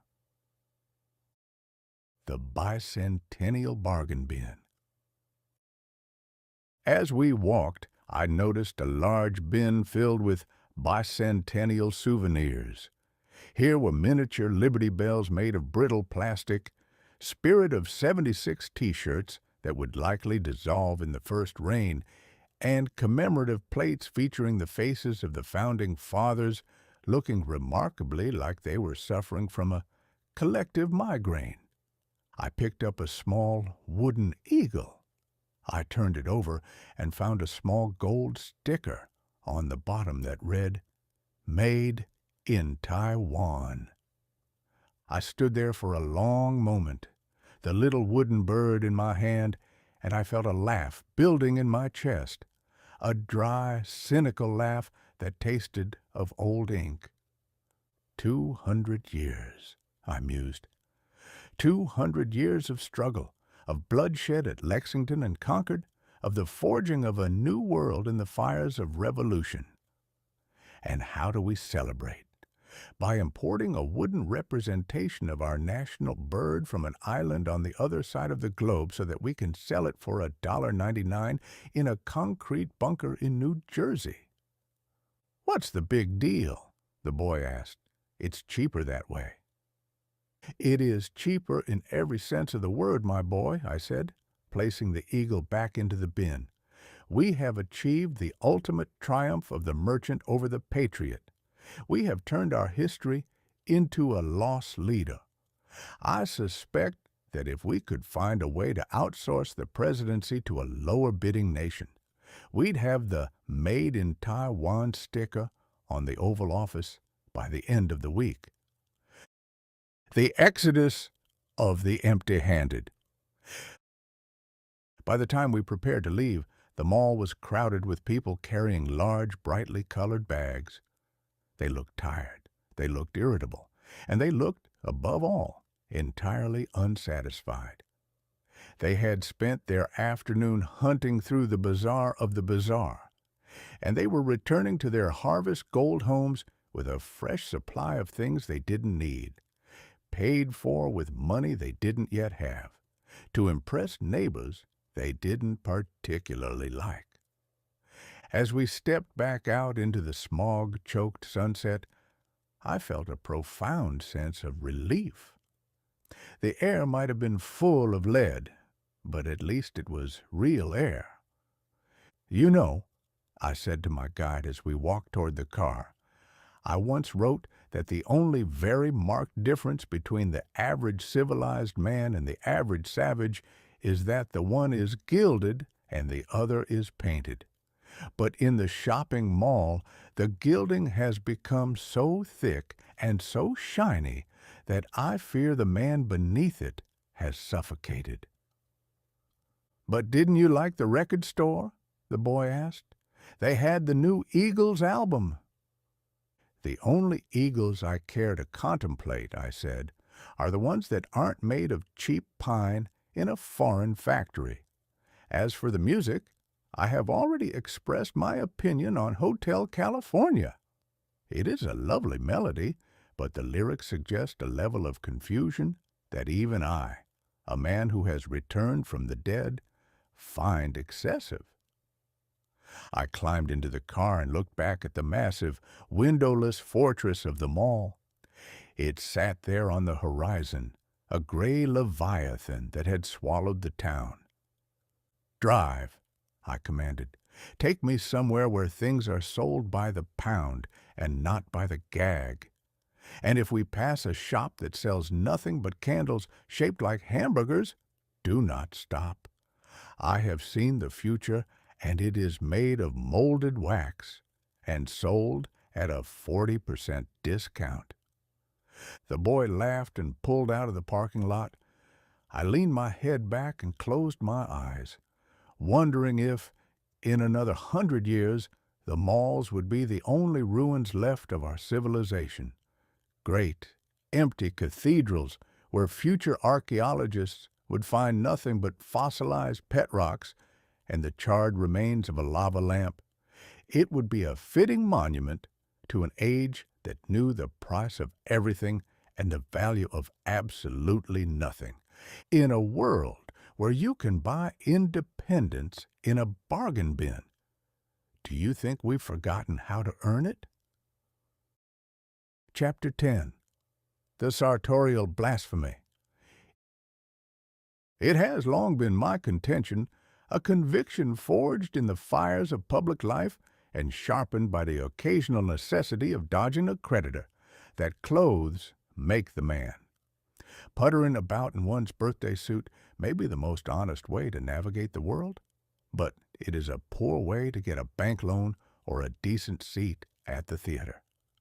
A well-tailored suit of wool or linen is a fortress. It commands respect, hides a multitude of physical inadequacies, and suggests to the observer that the wearer possesses both a tailor and the means to pay him. But in the year 1976, the American male has decided to abandon the fortress of dignity for a pup tent of petroleum. He has traded the honest sheep for the chemical vat. He has turned his back on the loom and embraced the extrusion mold. I speak, of course, of the leisure suit, the birth of a plastic skin. I spent my previous existence in a suit of white linen that became something of a national landmark. It was bright, it was clean, and it breathed with the ease of a sleeping infant. It required a certain level of maintenance, yes. A man had to be mindful of his cigar ash and his surroundings. But that is the price of civilization. Contrast this with the garment I found myself encased in during my stay in this mellow decade. As I have mentioned, it was a plum-colored monstrosity made of a substance called polyester. Now, polyester is not a fabric in the traditional sense. It is a geological event masquerading as a textile. It is a material that has never known the sun, the rain, or the touch of a living creature. It is born in a laboratory, pressurized by machines, and dyed colors that would make a peacock suffer a nervous breakdown. "It's double knit, Mr. TwAIn," my guide explained, patting his own lapel, which was the color of a bruised avocado. "It never wrinkles. You can sleep in it, walk through a hurricane in it, or be buried in it, and it will look exactly the same the next morning." "That," I replied, "is precisely the problem. A garment that cannot wrinkle is a garment that has no soul. A wrinkle is a record of a man's day. It tells of where he sat, how he moved, and whether he enjoyed his lunch. This suit, however, is a plastic mask. It is a denial of the passage of time. If a man wears a suit that cannot be altered by the elements, he is essentially announcing to the world that he is a piece of furniture."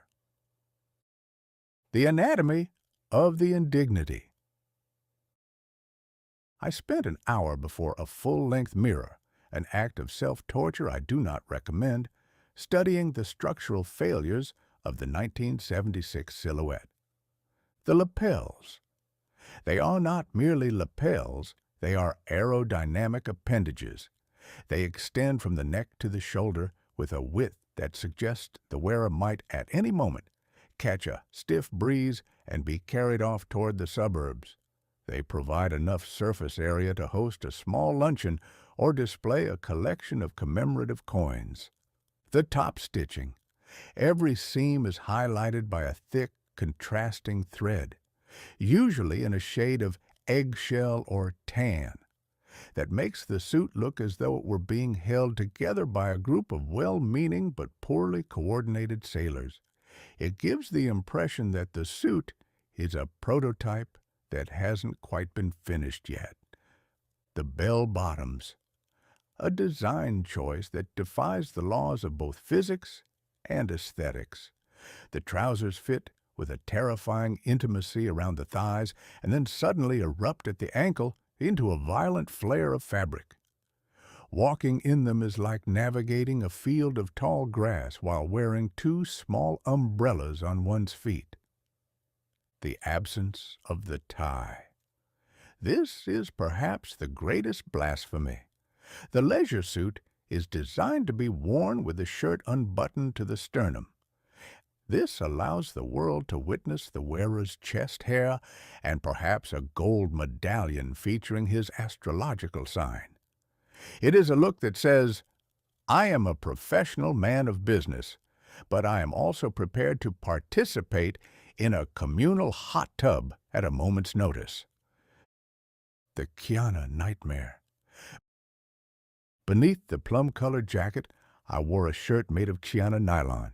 If polyester is a plastic skin, Kiana is a liquid nightmare. It is a fabric so slippery that it feels as though it is trying to escape your body even as you are putting it on.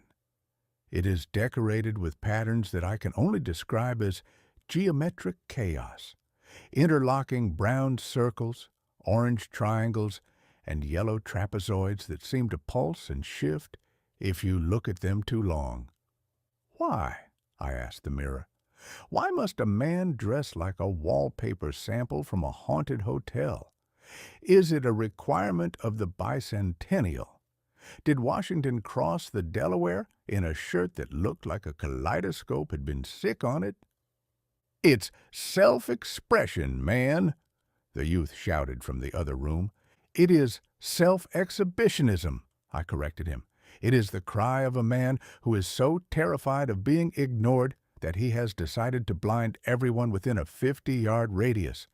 It is a sartorial, desperate measure." The greenhouse effect. But the true horror of the leisure suit is not its appearance, but its climate. Polyester does not breathe. It is a non-porous barrier between the wearer and the atmosphere. Within 20 minutes of donning the plum suit, I realized that I had created a private tropical microclimate inside my own clothing. I was not merely wearing a suit, I was inhabiting a terrarium. My chest was at a temperature that could have supported the growth of exotic ferns, while my legs were beginning to undergo a process of slow, humid fermentation. "I am sweating," I announced, leaning against a wood-grained wall. "I am sweating in a way that suggests I have just completed a marathon, when in fact I have only been sitting on this orange sofa and contemplating a pet rock. This suit is a mobile sauna. It is a device for the systematic dehydration of the American male." "But it's easy care," the boy said. "Toss it in the machine, hang it up, and you're done." "And so am I said, struggling to unbutton the plastic cuffs. "I am done in the sense of a roast turkey that has been left in the oven for 3 days too long. I would trade this entire easy care wardrobe for a single, difficult, high-maintenance wool coat that allows a molecule of oxygen to reach my skin." The uniform of the surrendered.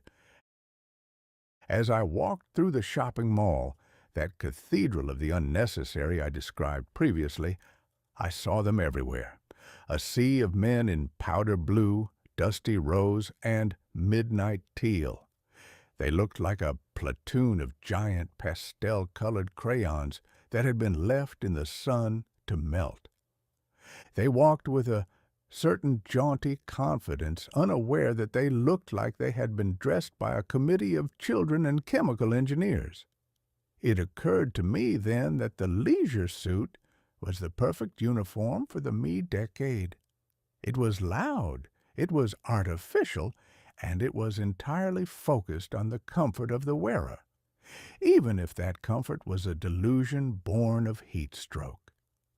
In my century, a man's clothes were a sign of his station, his profession, and his respect for the public. A judge looked like a judge. A pilot looked like a pilot. But in 1976, everyone looks like a man who is halfway through a very long and very mediocre vacation. It is the democratization of the ridiculous. When every man is a king in a leisure suit, no one is a king, and everyone is a potential punchline. A final decree. I returned to my Harvest Gold room, and with a Herculean effort involving a great deal of grunting and the occasional use of a shoehorn, I removed the plum-colored suit. I laid it across the chair, where it sat, perfectly poised and entirely wrinkle-free, looking as though it were ready to go out and fail another job interview without me. I stood there in my undergarments, which were, thankfully, made of honest cotton, and I made a vow. I may have to endure the television, I told the suit. I may have to listen to the Bee Gees. I may even have to look at a pet rock without weeping for the future of the species. But I will not be a part of this sartorial blasphemy. From this day forward, if I cannot find a suit made of something that once lived, I shall conduct my business in a bed sheet. The suit did not respond. It merely shimmered in the fluorescent light, a plum-colored monument to a decade that had forgotten that the first rule of fashion is to not look like a chemical spill. I turned out the light and went to bed. In my dreams, I was back on the Paul Jones, and the only thing flared was the smoke from the stacks. It was a beautiful, wrinkled, breathable world, and there wasn't a yard of polyester for 1,000 miles. In a world where we can manufacture our own skin out of plastic, do you think we've lost the ability to feel the texture of a real life? Chapter 11. The Land-Bound Steamboat. In my youth, when I stood upon the hurricane deck of a Mississippi steamboat, I believed I had witnessed the pinnacle of human transportation. A steamboat was a majestic, puffing, precarious sovereign of the waters. It possessed a certain honesty. It consumed a forest's worth of wood to move a mountain's worth of cotton. And if the boilers decided to depart for the celestial spheres, they did so with a roar that could be heard in 3 counties. It was a vessel built for the grand scale of a continent. Imagine my bewilderment then, when I stepped onto the asphalt shores of 1976 and encountered the Cadillac Fleetwood Brougham. It is not a car. A car is a modest conveyance designed to get a man from point A to point B without requiring him to file a flight plan. The Cadillac is something else entirely. It is 19 feet of chrome, hubris, and heavy-gauge steel. A land-bound steamboat that has traded the river for the interstate and the paddle wheel for a set of white-wall tires the size of prize-winning pumpkins. The architecture of hubris! I stood before this metallic leviathan and realized that the American obsession with size had finally achieved its ultimate illogical conclusion. The hood of the vehicle is so vast and so expansive that a man standing at the radiator would require a telegraph to communicate with the driver behind the windshield. It is a desert of sheet metal, shimmering in the smoggy heat, terminated at the far end by a silver hood ornament that serves as a sort of navigational buoy. Is it a public building? I asked my guide, who was currently struggling to find the keyhole in a sea of chrome. Or perhaps a mobile annex of the Smithsonian? I see enough velvet through the window to upholster a medium-sized opera house. It's the standard of the world, Mr. TwAIN, he exclaimed. It's got a 500 cubic inch V8 engine. It's the king of the road. The king of the road appears to be suffering from a severe case of dropsy, I remarked.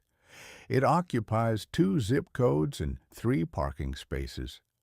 I have seen tugboats with smaller engines and more modest ambitions. Why does one man require such a quantity of ironmongery to move his person through space? Is he transporting the gold reserves of the Republic, or is he merely going to the pharmacy to purchase more of those pet rocks? The interior, a study in crushed indignity. I climbed inside, or rather, I embarked. The interior of the Fleetwood is not a cabin. It is a parlor of the most decadent and suspicious variety.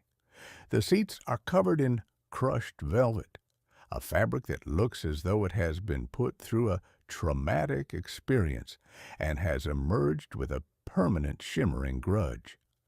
The feel, sitting in it, is like being embraced by a giant, lukewarm marshmallow. There is no support in the traditional sense. There is only a slow, inexorable sinking.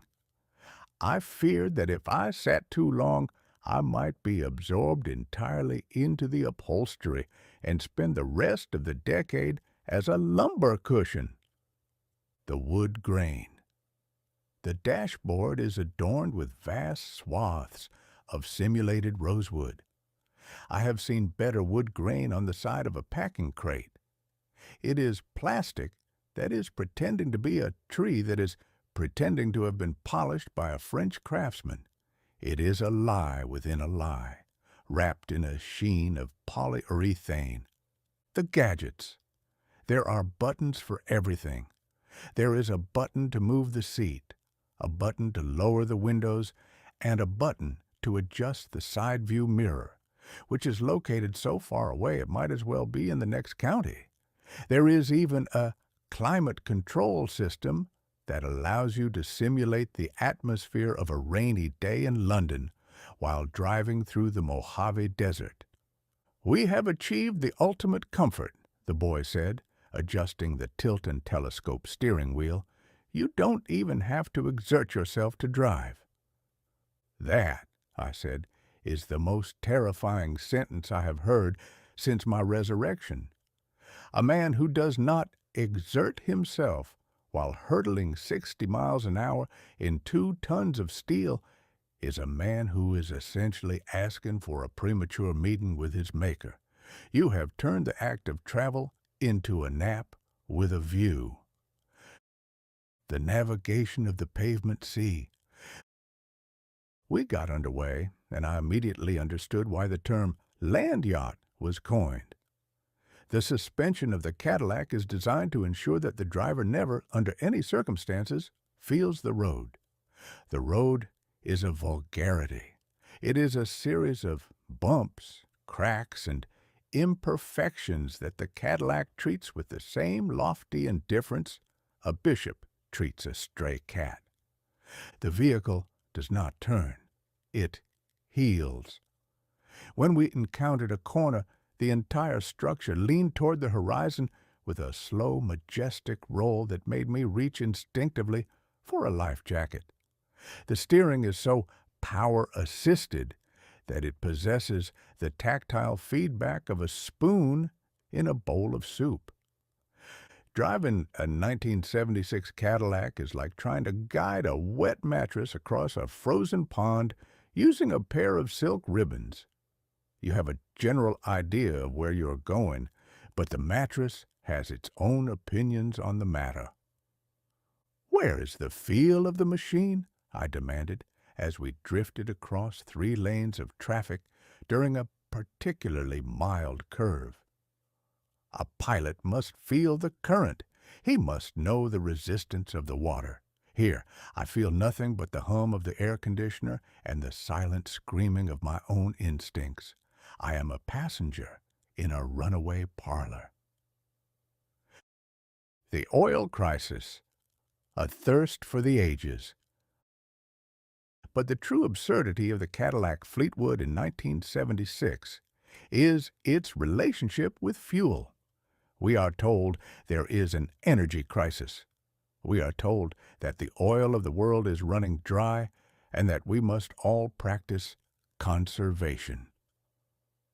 And yet, here is a machine that consumes unleaded gasoline at a rate that would make a thirsty dragon look like a temperance advocate. It achieves, I am told, approximately 8 miles to the gallon. This means that for every mile you travel, you are essentially pouring a bucket of fuel directly onto the pavement and setting it on fire. "I see the strategy," I mused, as we pulled into a gas station where the line of cars stretched toward the horizon. "You have built a car that is so large and so thirsty that it ensures the oil crisis will never end. It is a self-fulfilling prophecy in chrome. You are driving the very problem you are trying to solve." "It's about status, man," the boy explained as he handed $20, a fortune, to the attendant for a half tank of fuel. "If you're a big man, you need a big car." A big man, I countered, is a man who can navigate the world without requiring 19 feet of buffer zone. This car is not a sign of status. It is a sign of isolation. It says to the world, I am so important that I must be surrounded by a vast emptiness at all times, even when I am merely going to buy a ham sandwich. The death of the open road. As we cruised down the highway surrounded by other metallic whales, Lincolns, Chryslers, and Oldsmobiles, I looked out at the landscape. It was a blur of fast food signs and Bicentennial billboards. The open road of the American mythos had been conquered. It wasn't the rugged, dangerous frontier I remembered. It was a carpeted, air-conditioned, wood-grained hallway. The Cadillac had succeeded in making the journey so comfortable that it had become utterly meaningless. There was no struggle, no weather, no sense of the earth beneath the wheels. There was only the thud, thud, thud of the disco music on the 8-track player and the occasional breaker from the CB radio. "You know," I said, leaning back and letting the crushed velvet swallow my shoulders, "I once wrote that travel is fatal to prejudice, bigotry, and narrow-mindedness. But I see now that I hadn't accounted for the 1976 Cadillac. In this car, you can travel 10,000 miles and never actually leave your living room. You can cross the entire continent and remain as narrow-minded as the day you started, because you've never actually touched the ground." "But it's a smooth ride, right?" the boy asked. "It is a ride so smooth," I replied, "that I suspect I am actually still in bed and the whole thing is a fever dream brought on by a bad oyster. Tell me, does this vessel come with an anchor? Because if we ever encounter a hill, I fear we shall simply float off into the atmosphere and become a new chrome-plated satellite of the Earth." The boy laughed and adjusted his aviator sunglasses. I looked at the standard of the world and felt a sudden sharp longing for the deck of a steamboat. It was loud, it was dirty, it was dangerous, but at least you knew you were moving. In 1976, America is moving in a 19-foot Cadillac. But it's doing so with its eyes closed and its feet up. It is the most comfortable way to get nowhere I have ever seen. I looked at the fuel gauge. It was dropping as I watched it, a tiny needle recording the slow evaporation of a civilization. "Drive on," I whispered, "but try to avoid any sharp turns. I don't want to tip the parlor over before we reach the next gas station." In a world where we've traded the feeling of the road for the comfort of the couch, do you think we've lost our sense of direction entirely? Chapter 12. The Paperback Plague. In my former life, that dusty, dignified era of the 19th century, a book was a serious matter. It had weight, it had presence, and it usually had a cover made of honest leather or sturdy buckram that could survive a tumble from a nightstand or an encounter with a spilled glass of port. To own a library was to possess a collection of silent friends who stood in solemn, gold-leafed rows, waiting to impart wisdom or provide a respectable excuse for avoiding one's relatives.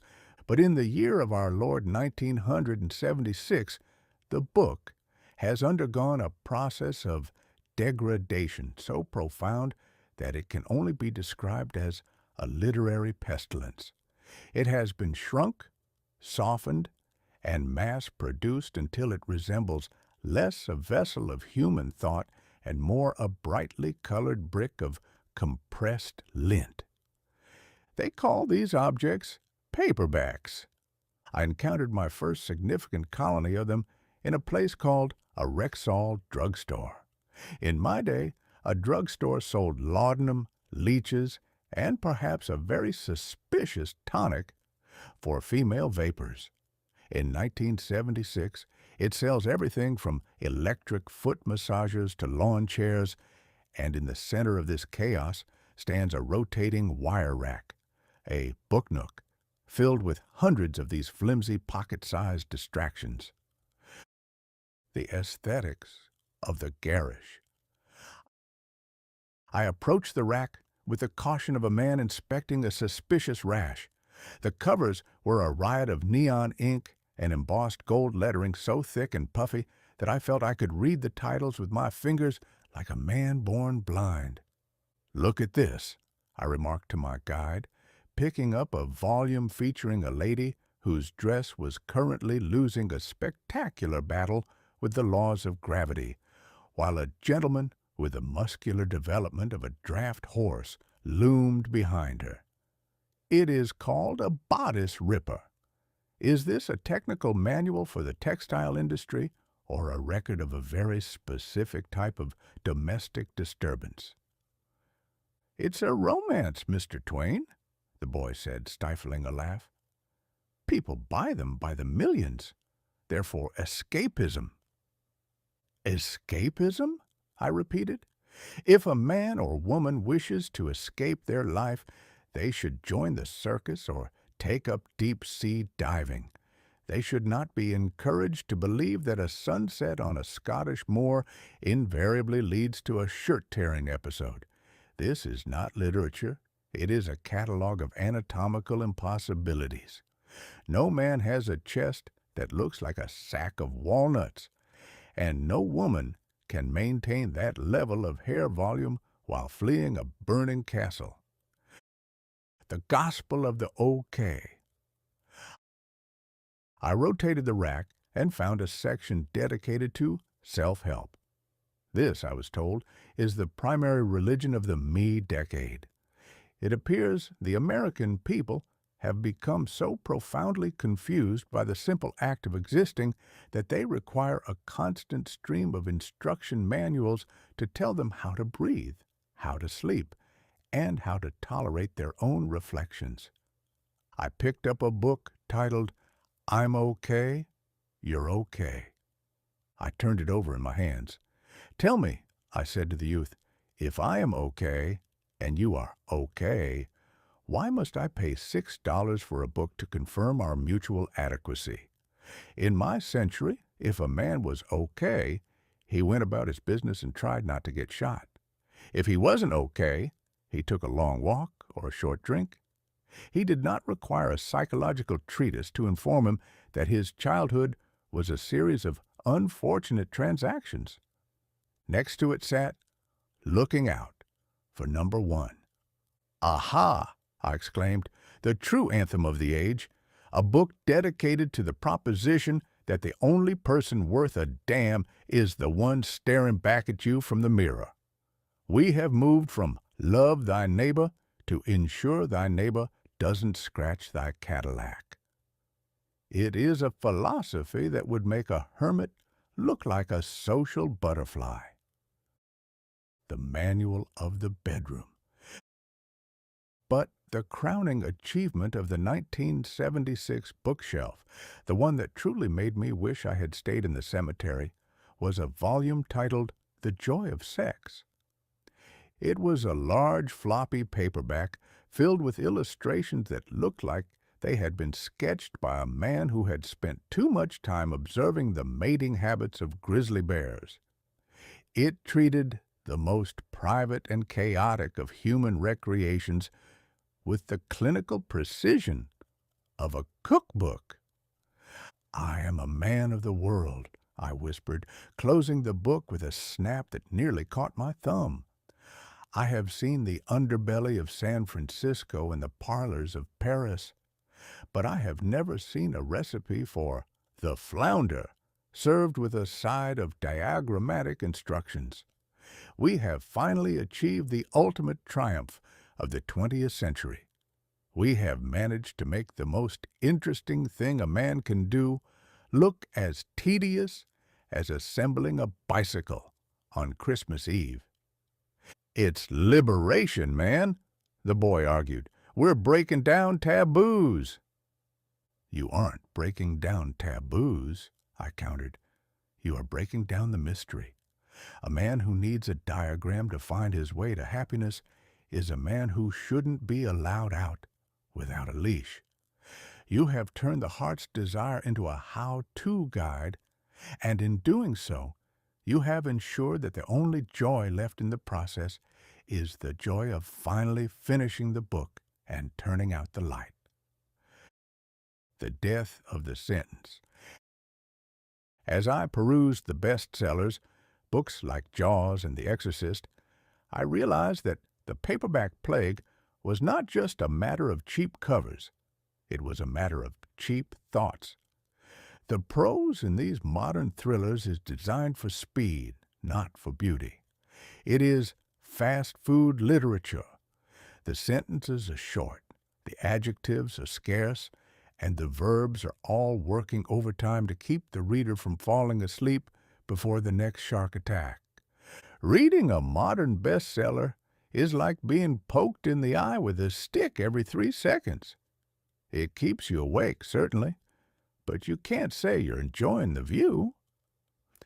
I looked for the names I knew, the giants of the craft. I found a few, huddled in the back of the rack like refugees from a better world, but they were surrounded by books about the Bermuda Triangle, ancient astronauts, and how to talk to your houseplants. It appears that in 1976 the American mind is so starved for wonder that it will believe anything, provided it is printed on low-grade pulp and features a picture of a flying saucer on the cover. We have traded the great American novel for the great American conspiracy theory. The disposable culture. The most tragic aspect of the paperback, however, is its disposability. A real book is an inheritance. A paperback is a temporary guest. It is designed to be read once on a bus, stuffed into a pocket, and eventually left on a park bench or used to level a wobbly table. "We don't want things to last, Mr. TwAIn," the boy said, sensing my melancholy. "We want new. We want the next thing." "And that," I said, leaning against the rack and feeling it groan under the weight of 1,000 mediocre plots, "is the epitaph of your century. You have created a world where everything, the clothes, the cars, the food, and even the thoughts, is designed to be thrown away.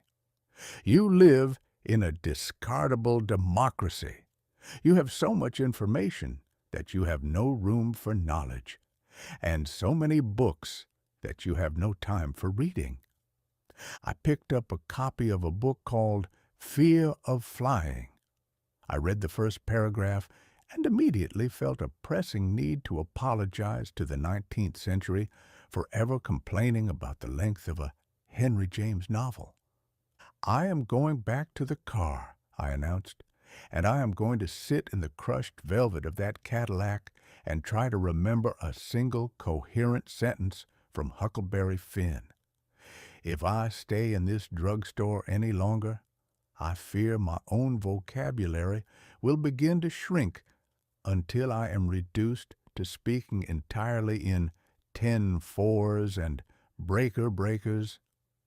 As we walked out, I saw a woman buying 3 paperbacks and a bag of Cool Ranch Doritos. It was a complete kit for the modern intellect.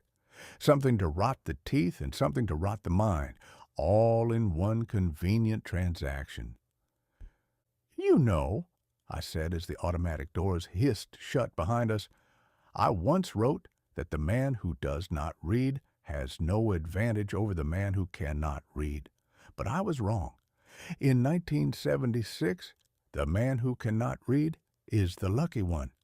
At least he isn't being told he's okay by a book that was printed on the same paper as a supermarket circular."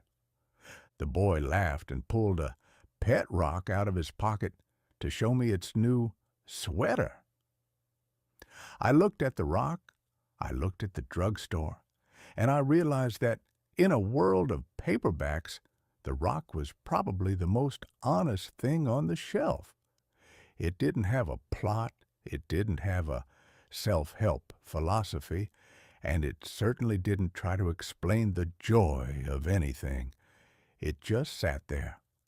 I found myself envying the rock. It was the only thing in 1976 that wasn't trying to sell me a version of myself I didn't want. In a world where books are disposable, do you think we've lost the ability to write a story that's worth keeping?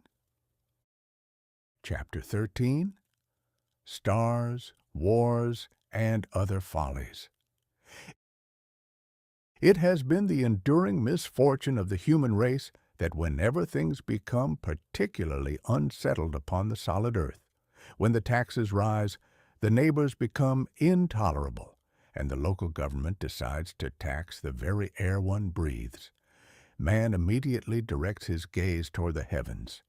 He assumes with a vanity that is as breathtaking as it is baseless, that the stars are somehow interested in his predicament, or better yet, that they offer a convenient exit sign for a species that has spent several thousand years making a spectacular mess of its primary residence.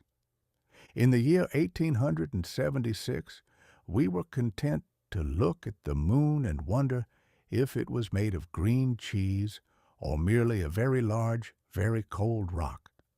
By 1976, the American public had spent billions of dollars to prove it was indeed a rock, and having found the experience somewhat underwhelming, they decided to set their sights on Mars, the red planet's red tape.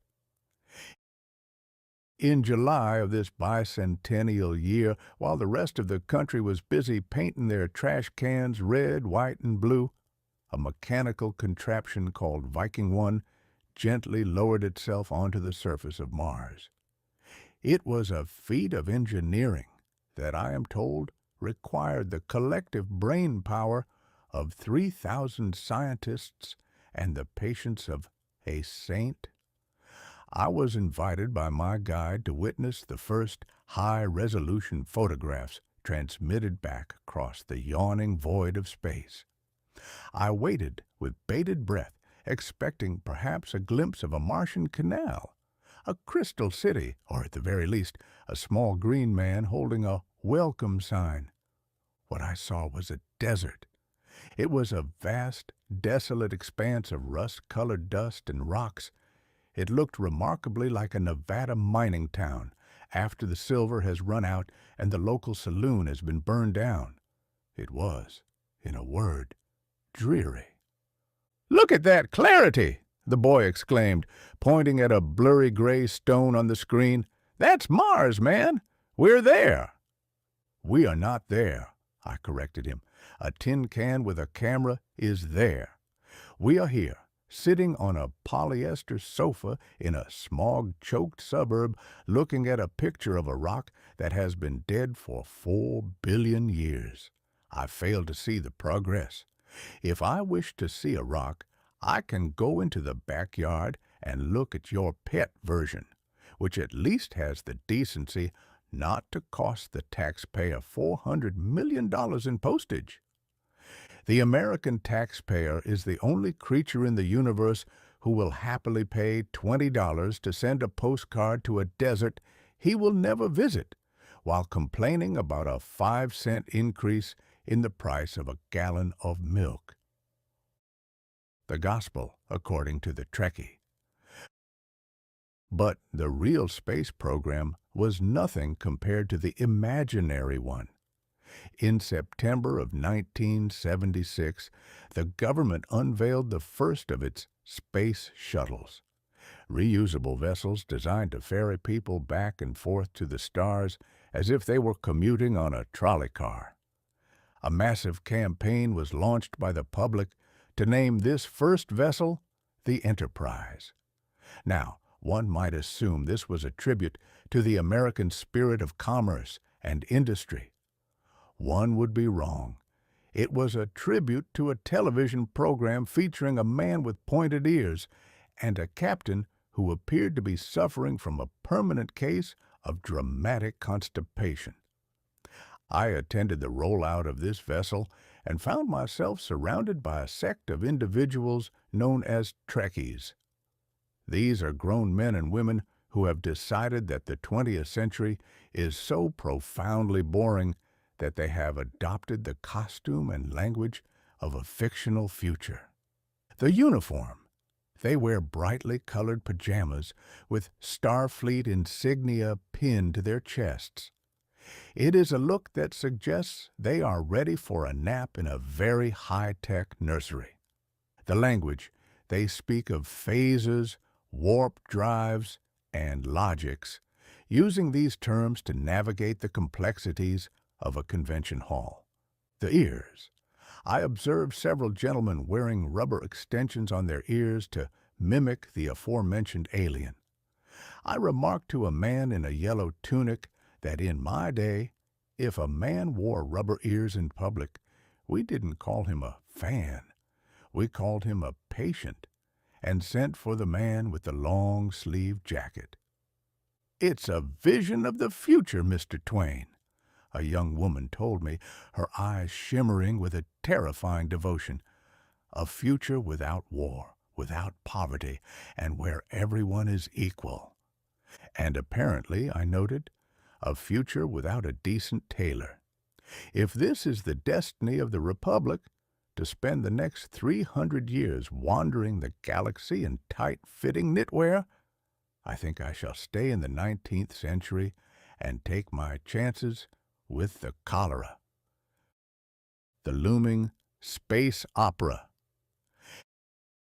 As if the Viking lander and the pajama-clad fans weren't enough, rumors began to circulate about a space opera currently being filmed in the deserts of North Africa. It was to be called Star Wars. I was told it involved a force that binds the universe together, a princess with hair shaped like cinnamon rolls, and a villain who breathes like a steam engine with a broken valve. People spoke of it with a hushed reverence, as if it were a new revelation from on high. "It's going to change everything," my guide predicted. "It's about the struggle between light and dark." "The struggle between light and dark," I mused, "is as old as the hills. Usually it ends with the man who owns the candle company making a fortune. I suspect this Star War will be no different.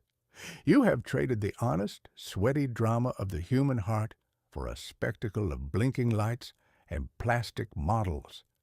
You are trying to find your mythology in a vacuum, which is the only place where a myth cannot breathe." A comparison of frontiers. To better understand the 1976 obsession with the stars, I have compiled a brief table of comparison between the frontiers I knew and the one you are currently pursuing. Feature: the Mississippi frontier, 1850. The final frontier, 1976. Primary vessel: a steamboat. Smoky, loud, likely to explode. A rocket. Smoky, louder, much more expensive to explode. The inhabitants, gamblers, pioneers, and honest scoundrels. Scientists, Trekkies, and robots that look like trash cans. The goal: to find gold, land, or a better life. To find a rock that proves we aren't alone in our stupidity. The hazards, snags, sawyers, and the occasional duel. Radiation, vacuum, and the loss of a multi-billion-dollar signal. The atmosphere, thick with humidity and the smell of adventure, entirely absent. The great distraction. As I watched the evening news, which featured a segment on how the Enterprise shuttle was the dawn of a new age, I realized the true purpose of the stars, wars, and follies of 1976. The country was tired. It was tired of the gas lines, tired of the politicians who smiled too much, and tired of the realization that 200 years of independence hadn't actually solved the problem of how to live with oneself. The stars offered a distraction. If we could just get out there, we wouldn't have to deal with what was in here. "You know," I said to the boy as he toyed with a plastic model of a rocket ship, "I once wrote that everyone is a moon and has a dark side which he never shows to anybody. But in 1976, you are so obsessed with the actual moon that you've forgotten to look at your own dark side. You are building ships to flee a planet you haven't even finished exploring, and you are naming them after television shows. But don't you want to know what's out there, Mr. TwAIn?" "I know what's out there," I said, leaning back and closing my eyes. It's a lot of silence, a lot of cold, and a great deal of emptiness. It is a magnificent place for a rock, but a poor place for a man. I think I shall stay on the river. The water may be muddy, the current may be treacherous, and the boilers may blow, but at least when you reach the shore, there's a chance of finding a decent glass of bourbon and a man who doesn't think he's a Vulcan. I looked at the television one last time.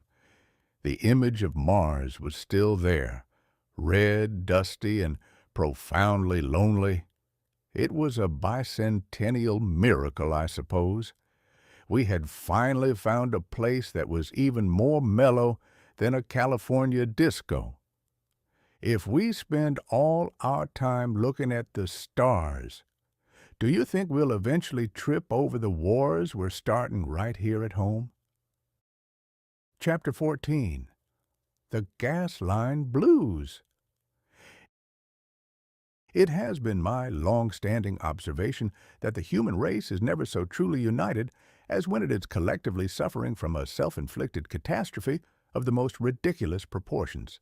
We are a species that can survive famine, flood, and the occasional outbreak of poetry, but ask us to wait more than 5 minutes for a luxury we have recently decided is a basic human right, and we will descend into a state of savagery that would make a Goth look like a finishing school instructor. In the summer of 1861, if a man's horse ran out of fuel, the beast simply stopped by the side of the road and engaged in the sensible, age-old practice of eating the scenery. The man might be delayed, but he was not morally diminished.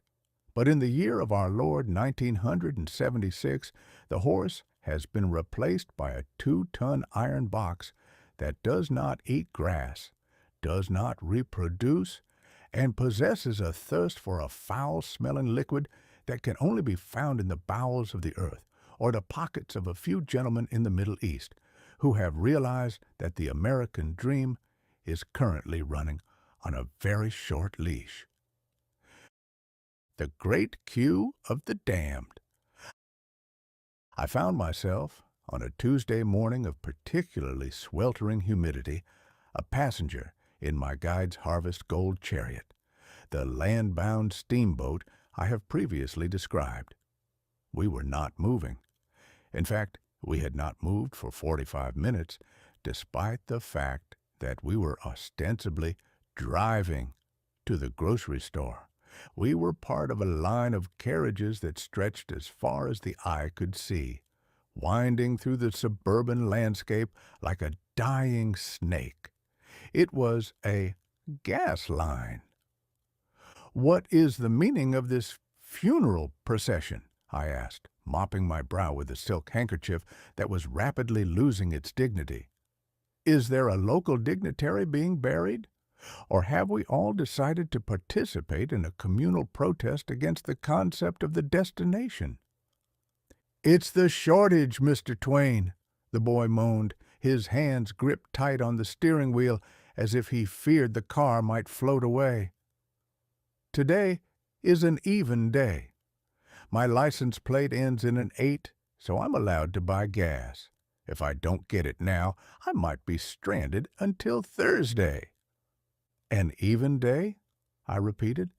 "You have reached the 200th year of your independence, and you have celebrated by allowing the government to determine your movements based on the numerical whims of a tin plate. We began this republic by refusing to pay a tax on tea, and we are ending it by waiting 4 hours in a hot sun for the privilege of buying 3 gallons of a liquid that smells like a chemist's mistake." The theology of the odd even. I spent the next hour studying the odd-even system. It is a piece of legislative sorcery that would have fascinated the witch hunters of Salem. If your plate ends in an odd number, you may approach the holy pump on Monday, Wednesday, and Friday. If it is even, you are granted the Sabbath and the remaining days of the week. It has turned the entire population into a race of amateur mathematicians. Men who couldn't tell you the square root of a turnip are suddenly capable of calculating the exact probability of reaching the pump before the sold out sign is hoisted. "Look at them," I whispered, gesturing to the drivers in the neighboring lanes. To our left was a gentleman in a Ford Pinto, a car that looks as though it were designed by a man who had seen a picture of a bean but had never actually eaten one. He was staring at his fuel gauge with the intensity of a gambler watching a falling die. To our right was a lady in a station wagon the size of a canal boat, filled with screaming children and a dog that appeared to be contemplating a leap into the unknown. She was reading a paperback novel titled How to Survive the Coming Apocalypse, which struck me as a bit redundant given our current surroundings. "They are all waiting," I noted. "They are idling their engines, consuming the very fuel they are trying to purchase in order to move 3 feet every 10 minutes. We are the only species on this planet clever enough to invent the wheel and then spend half a day sitting perfectly still on top of it. A mule would have walked home by now, had a nap, and started a family." The mystery of the unlidded. As we neared the station, a humble structure festooned with bicentennial bunting that looked as though it had been through a war, I noticed a sign that read, "Unleaded Only." "Tell me," I requested of my guide, "what is lead? And why have we suddenly decided it is a sin to put it in our carriages? In my day, lead was for bullets and plumbing. Now it appears to be a religious dietary restriction for internal combustion." "It's for the environment, man," the boy explained. "Leaded gas causes smog. The new cars have catalytic converters that will melt if you give them the old stuff. It's progress." "Progress," I said, "is a word you use to describe any complication that makes life twice as expensive and half as convenient. You have built an engine that is so advanced it can only eat a specialized refined diet, and then you find you haven't got enough of the refined diet to go round. It is like breeding a horse that will only eat truffles and then acting surprised when the hay crop fails." The high priest of the pump. When we finally reached the Isle of Salvation, we were met by the gas station attendant. In 1976, this man is the most powerful figure in the community.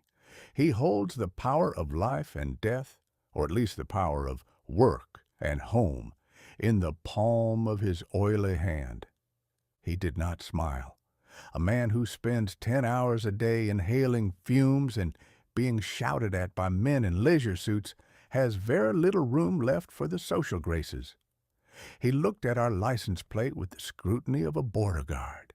$10 limit, he barked, shoving the nozzle into the side of the Cadillac with a violence that made the crushed velvet shudder. $10? I exclaimed.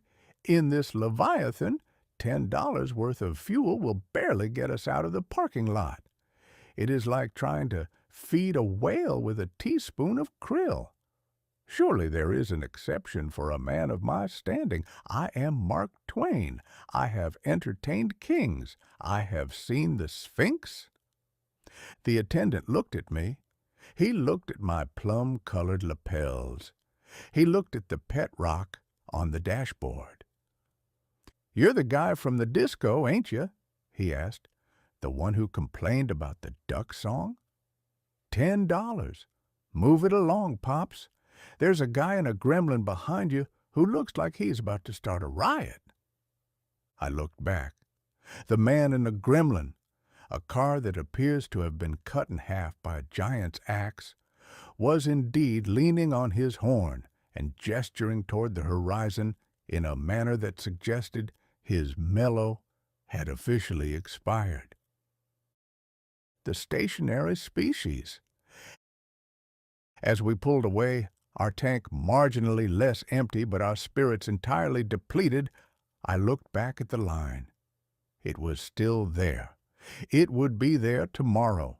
It would be there until the gentleman in the desert decided we had suffered enough, or until the American public realized that you cannot build a civilization on the back of a liquid you don't control. You know, I said, leaning my head back against the headrest, I once wrote that the secret of getting ahead is getting started. But in 1976, the secret of getting ahead is having an even-numbered license plate and a very large bladder. "It'll get better, Mr. TwAIn," the boy said, trying to be optimistic. "They're working on alternative energy. Maybe someday we'll have cars that run on the sun." "If you have cars that run on the sun," I predicted, "the government will find a way to tax the clouds, and you will spend 4 hours waiting in a line for a ray of light. The problem isn't the fuel, my boy. The problem is the wheel. You have become so enamored with the ability to go anywhere that you have forgotten how to stay somewhere and be content." I watched a man in a leisure suit get out of his idling car to kick a tire in frustration. He looked like a very colorful, very angry beetle trapped in a bottle. "10-4, rubber duck?" I whispered to the dashboard. "10-4, and may the Smoky have mercy on your odd-numbered soul." I closed my eyes and dreamed of the Mississippi. The river didn't have an even day. It didn't have a $10 limit. It just flowed, carrying the world along with it, powered by nothing but gravity and the grace of God. It was a slow way to travel, perhaps, but at least nobody ever had to wait 4 hours for a copy of the current. In a world where we're free to go anywhere but stuck in a line to do it, do you think we've finally reached the end of the road? Chapter 15. The Red Planet's Revenge. It has been the enduring misfortune of the human race that whenever things become particularly unsettled upon the solid earth, when the taxes rise, the neighbors become intolerable, and the local government decides to tax the very air one breathes. Man immediately directs his gaze toward the heavens. He assumes, with a vanity that is as breathtaking as it is baseless, that the stars are somehow interested in his predicament, or better yet, that they offer a convenient exit sign for a species that has spent several thousand years making a spectacular mess of its primary residence. In the summer of 1876, we were content to look at the moon and wonder if it was made of green cheese or merely a very large, very cold rock. By 1976, the American public had spent billions of dollars to prove it was indeed a rock, and having found the experience somewhat underwhelming, they decided to set their sights on Mars. The Mechanical Prospector. In July of this bicentennial year, while the rest of the country was busy painting their fire hydrants red, white, and blue, a mechanical contraption called Viking One gently lowered itself onto the surface of the red planet. It was a feat of engineering that I am told required the collective brain power of 3,000 scientists and the patience of a saint. I was invited by my guide to witness the first high-resolution photographs transmitted back across the yawning void of space. I waited with bated breath, expecting perhaps a glimpse of a Martian canal, a crystal city, or at the very least, a small green man holding a "Welcome to the neighborhood" sign and perhaps a tray of hors d'oeuvres. What I saw, appearing line by agonizing line on the television screen, was a desert. It was a vast, desolate expanse of rust-colored dust and rocks. It looked remarkably like a Nevada mining town. After the silver has run out, the local saloon has been burned down, and the inhabitants have all moved to San Francisco to open a boutique. It was, in a word, dreary. "Look at that clarity!" the boy exclaimed, pointing at a blurry gray stone on the screen. "That's Mars, man. We're there." "We're not there," I corrected him, adjusting the uncomfortable collar of my polyester shirt. "A tin can with a camera is there. We are here, sitting on a harvest gold sofa in a smog-choked suburb, looking at a picture of a rock that has been dead for 4 billion years. I fail to see the progress. If I wish to see a rock, I can go into the backyard and look at your pet version, which at least has the decency not to cost the taxpayer $400 million in postage." The theology of the biological experiment. But the true comedy of the Viking mission was not the photography, it was the biology lab. This machine was equipped with a mechanical arm, a sort of expensive motorized soup ladle designed to dig up a spoonful of Martian dirt and test it for life. I watched the animation of this process with a cynical eye. The plan was to feed the dirt a nutrient soup and see if anything breathed out a gas in response. The American scientific community has reached the pinnacle of its genius. It has traveled 200 million miles to see if a handful of sand enjoys a bowl of bouillon.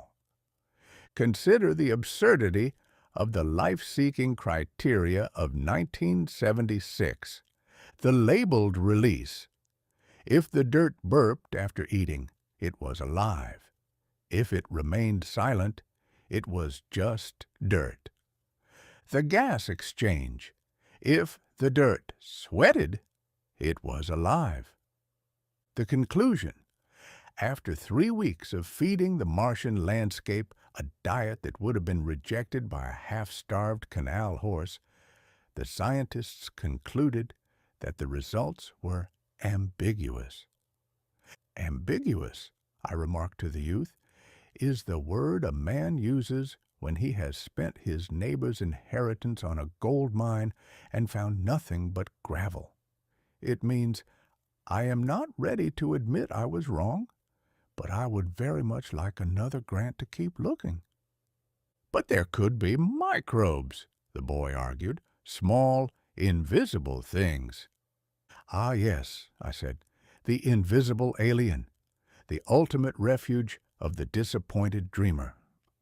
We have moved from the giants of mythology to the microbes of technology. We are looking for a neighbor who is too small to see, too quiet to hear, and too bored to respond to our bouillon. I suspect if there is life on Mars, it saw the Viking lander coming and decided to hold its breath until we went away. Given what I've seen of our disco dancing, I can hardly blame them." The face on Mars, a Rorschach test for the bored. As if the nutrient soup weren't enough, the public soon found something better to obsess over: the face. A photograph was released showing a rock formation in a region called Cydonia. If you squinted your eyes, turned your head 45 degrees to the left, and had recently consumed 3 glasses of questionable punch, the shadows on the rock looked vaguely like a human face. The experts of the fringe immediately declared it was a monument built by an ancient civilization. They claimed the Martians were trying to tell us something. "They are telling us something," I mused, peering at the grainy image. "They are telling us that the human brain is a pattern-seeking engine that will find a face in a cloud, a ghost in a hallway, and a statesman in a peanut farmer. It is a pile of rocks, my boy. It has the same expression as a man waiting in a gas line, bored, stony, and wishing the sun would go down. You don't think it's a message? It is a message from the universe, I said, and the message is, mind your own business. We have a nation that is currently celebrating its 200th birthday by wearing shoes with 4-inch heels and talking to bath toys over the radio. We are in no position to be critiquing the architecture of other planets. The Great Space Disappointment.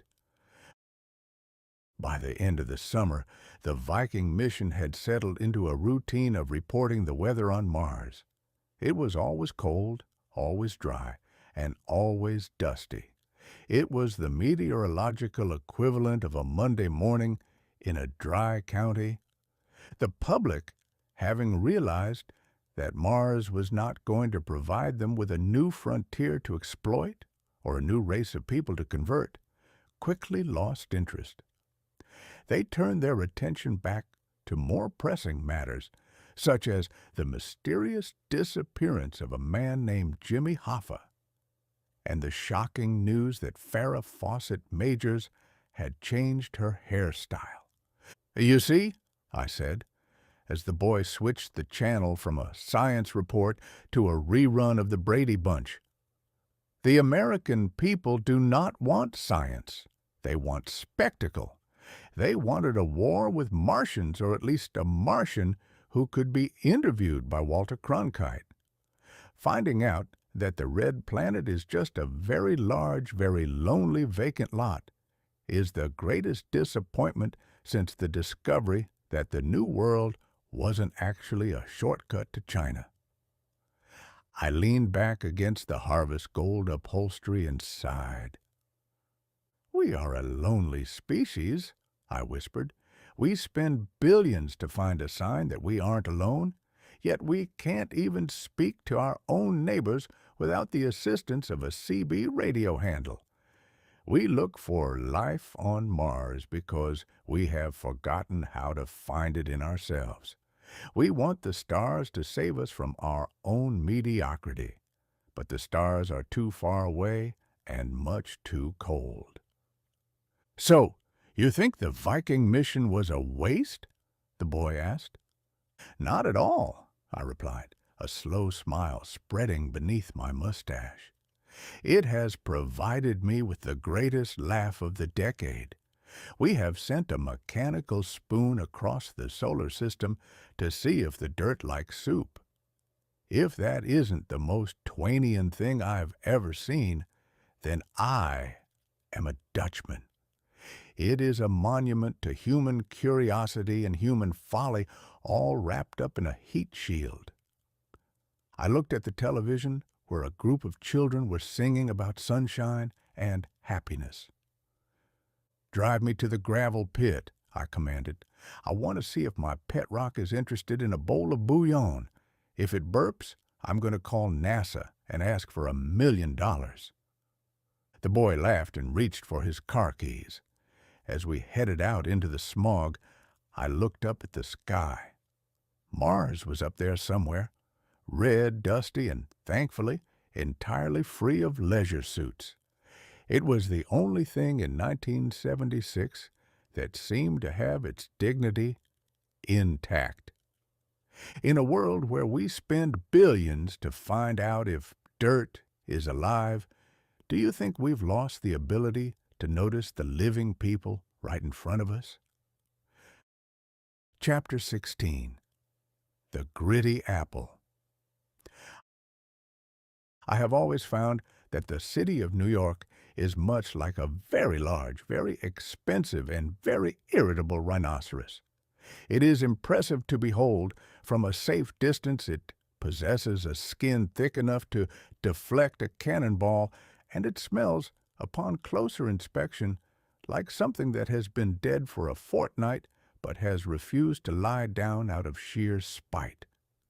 In my previous century, New York was a place of gaslight, hansom cabs, and a brand of corruption so elegant it almost commanded a fee for the viewing.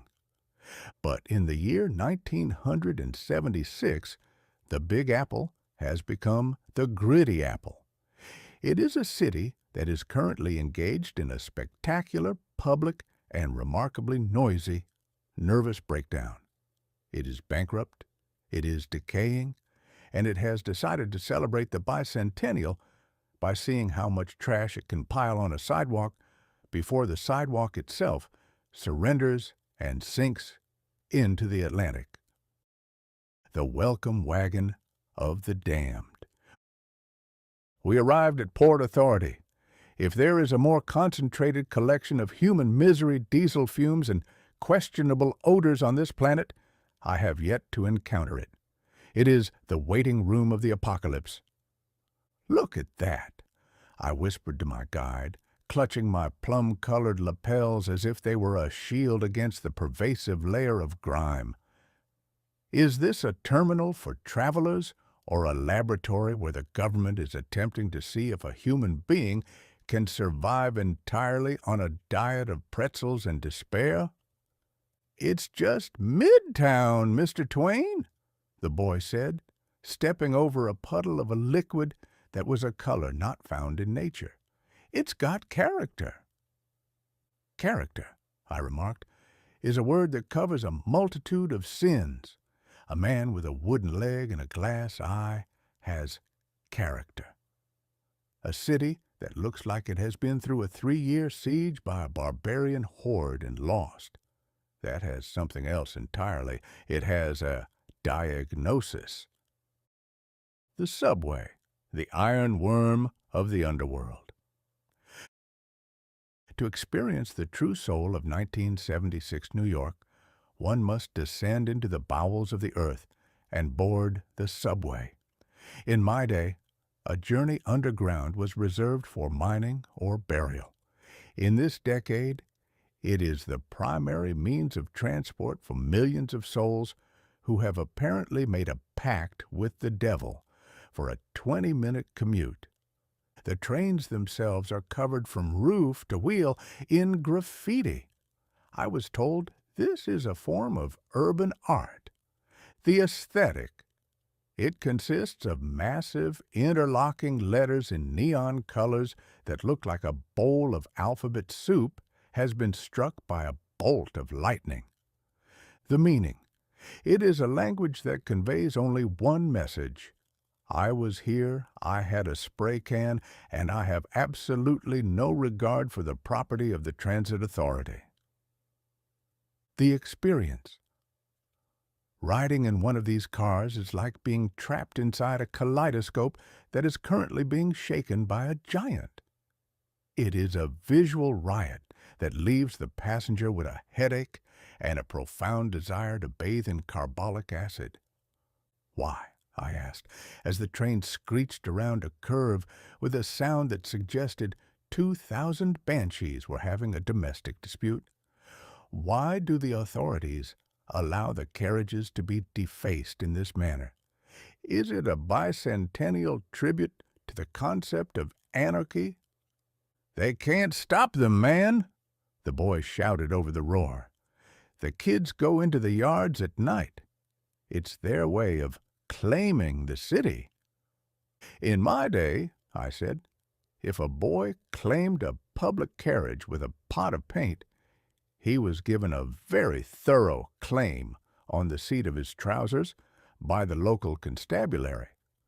But I see that in 1976 we have traded the paddle for the social program, and the results are currently vibrating at 40 miles an hour. The financial sneeze. Drop dead. New York in 1976 is a city that has run out of money. It is a beggar in a tuxedo. A few months prior, the president, Mr. Ford, the accidental executive, had famously informed the city that he would not provide a federal bailout. The local newspaper summarized the sentiment with a headline that has become a legend: Ford to city, drop dead. I found this delightful. It was the first honest thing I had heard from Washington in months. When a man tells you to drop dead, he is at least paying you the compliment of assuming you are currently alive. It is far better than a politician who tells you he loves you while he is reaching for your watch. The city, however, did not drop dead.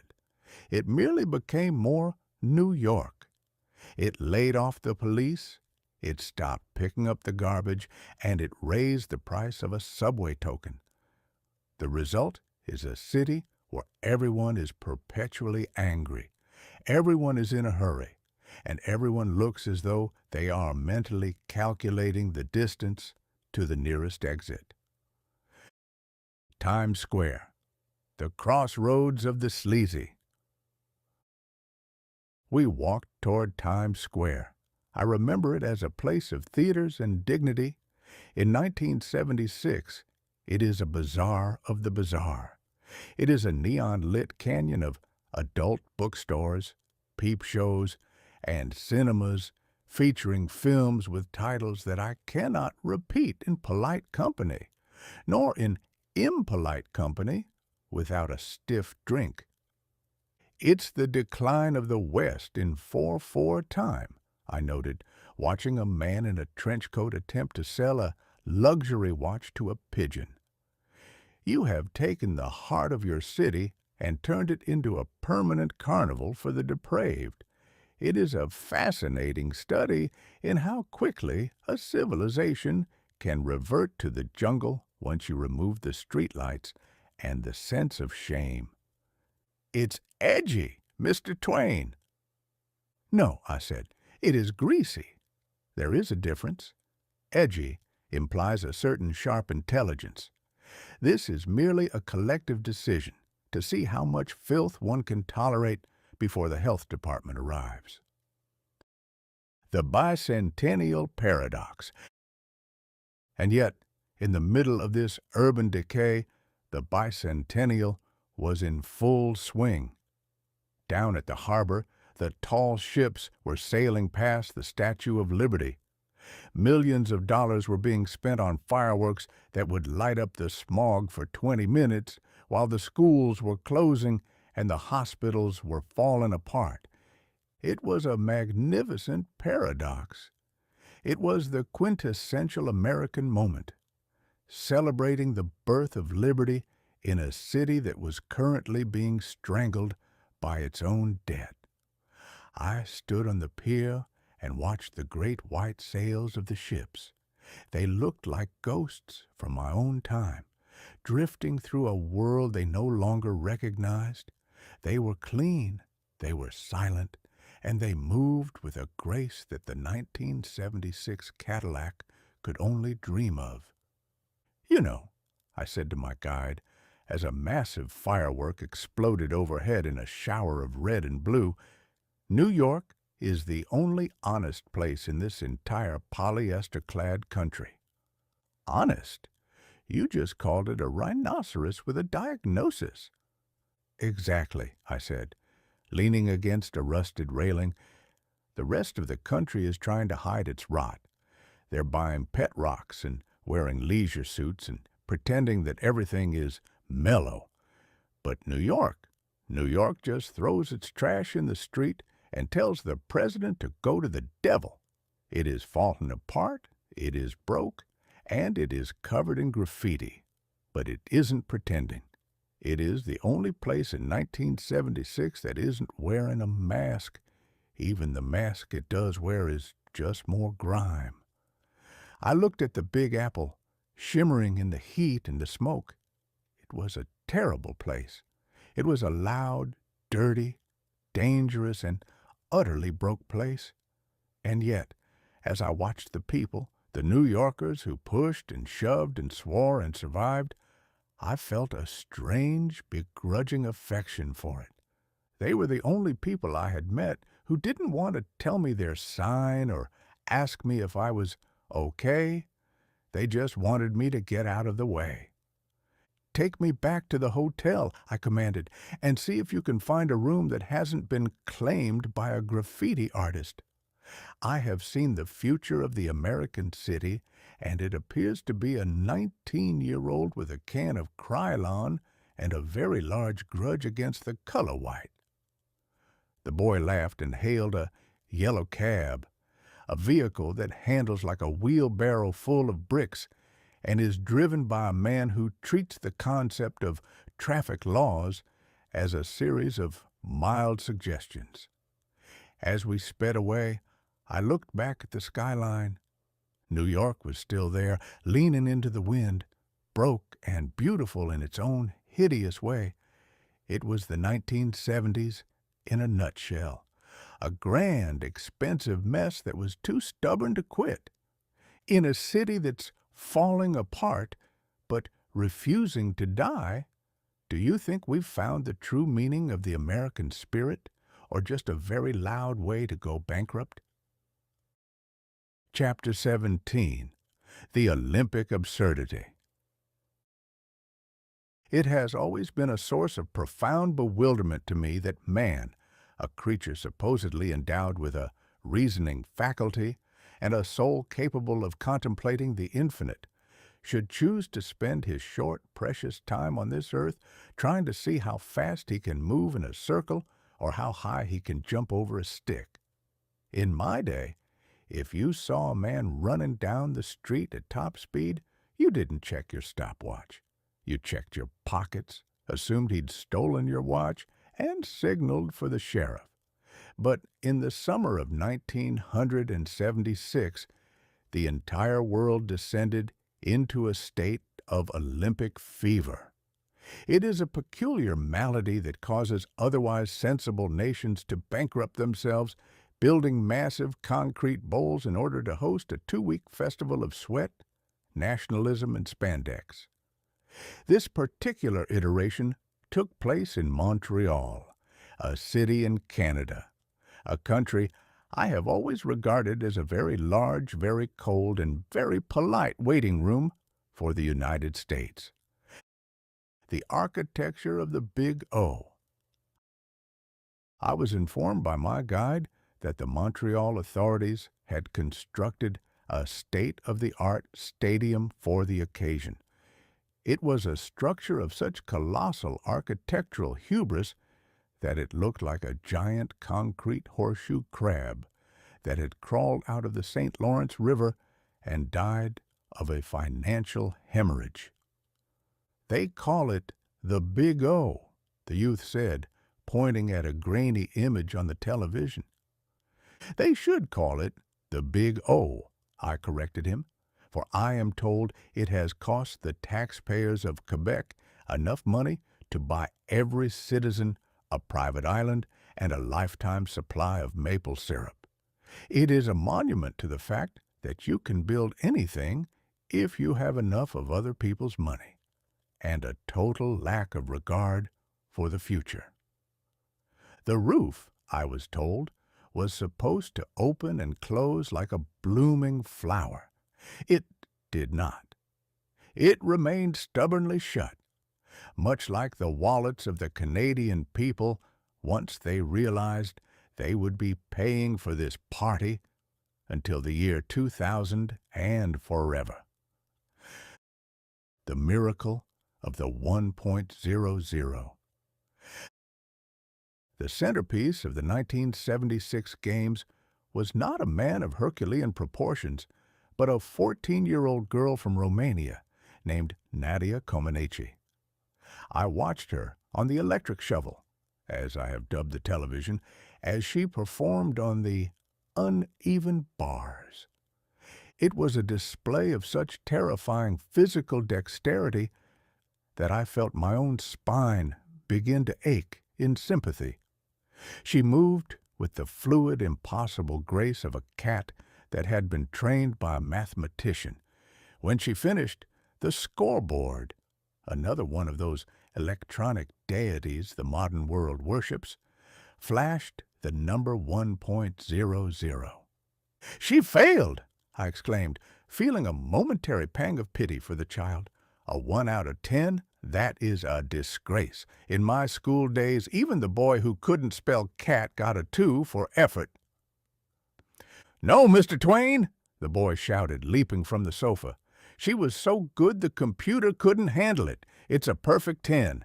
The board only has 3 digits, so it showed a 1.00. I sat back, stunned. "So, you have built a machine to measure human perfection, but you neglected to tell the machine that perfection was a possibility. It is the quintessential 1970s experience, achieving the sublime only to be insulted by a calculator. It is like writing the great American novel and having the printing press respond by throwing ink in your face." The decathlon, the jack of all follies. Then came the decathlon, an event designed to find the world's greatest athlete. It involves one man performing 10 different feats of strength and speed, ranging from the shot put to the pole vault. The hero of the hour was a gentleman named Bruce Jenner.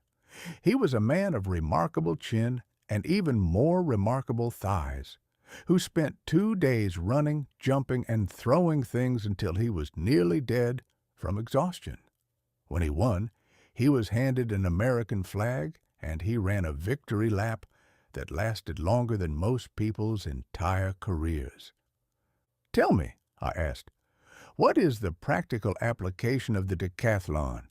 If a man is chased by a bear, does it matter if he can also throw a heavy iron ball or jump over a bar using a fiberglass pole? He needs to run. The decathlon is a jack of all trades and a master of none. It is a man who is moderately good at 10 useless things, which in 1976 apparently qualifies him for a lifetime supply of cereal boxes and a career as a public monument." The Cold War on a cinder track.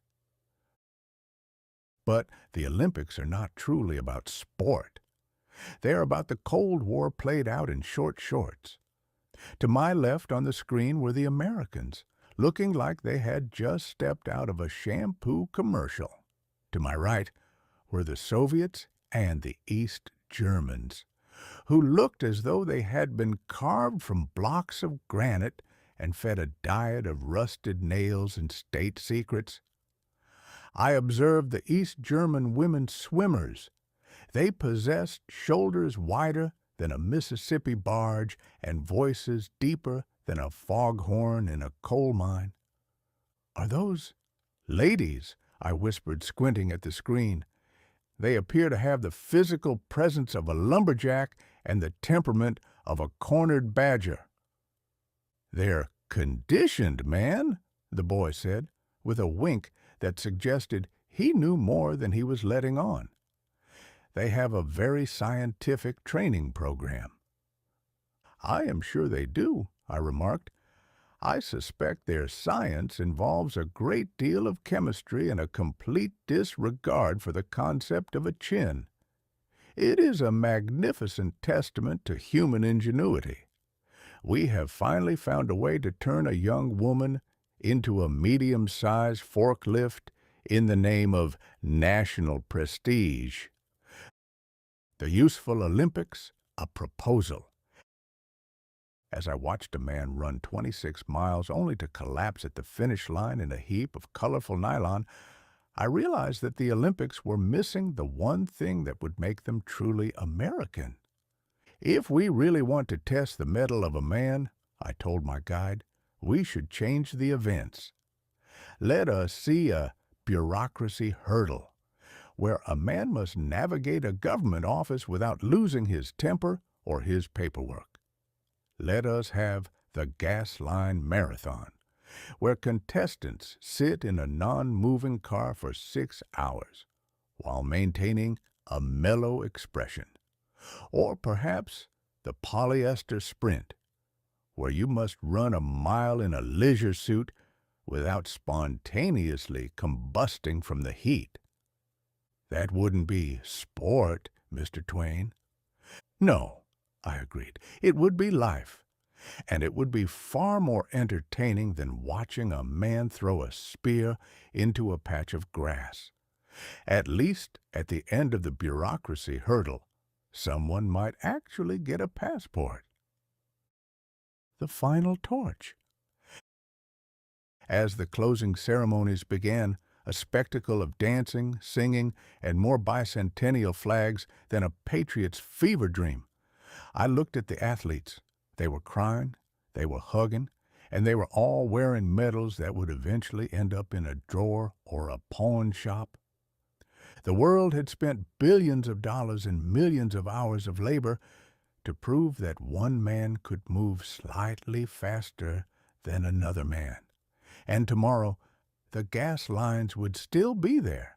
The politicians would still be smiling their toothy lies, and the pet rocks would still be sitting in their cardboard boxes, indifferent to the glory of the podium. You know, I said, as the Olympic flame was extinguished, I once wrote that to be good is noble, but to show others how to be good is nobler and no trouble. But the Olympics prove that to be fast is the noblest of all, because it requires the most amount of trouble for the least amount of reward. Did you enjoy it at all, Mr. TwAIn? I enjoyed the girl from Romania, I admitted, standing up and stretching my own decidedly unathletic limbs. She was perfect, and the machine was too stupid to know it. That is the story of your century in a nutshell. Human perfection meeting mechanical ignorance. I think I'll go for a walk now, a slow one. And if anyone tries to time me, I shall hit them with my cane. I walked toward the door, my bell-bottom swishing with a rhythmic, un-Olympic grace. I had survived the Montreal Games, and I hadn't even had to wear a swimsuit. In 1976, that felt like a gold medal in its own right. In a world that celebrates speed above all else, do you think we've lost the ability to appreciate the beauty of standing perfectly still? Chapter 18. The Me Decade. It has been my long-standing conviction, a belief anchored in 70 years of observing the human animal in its various states of lunacy, that the most dangerous place a man can spend his time is inside his own head. It is a poorly lit neighborhood, populated by ghosts, half-finished ideas, and a profound lack of adult supervision.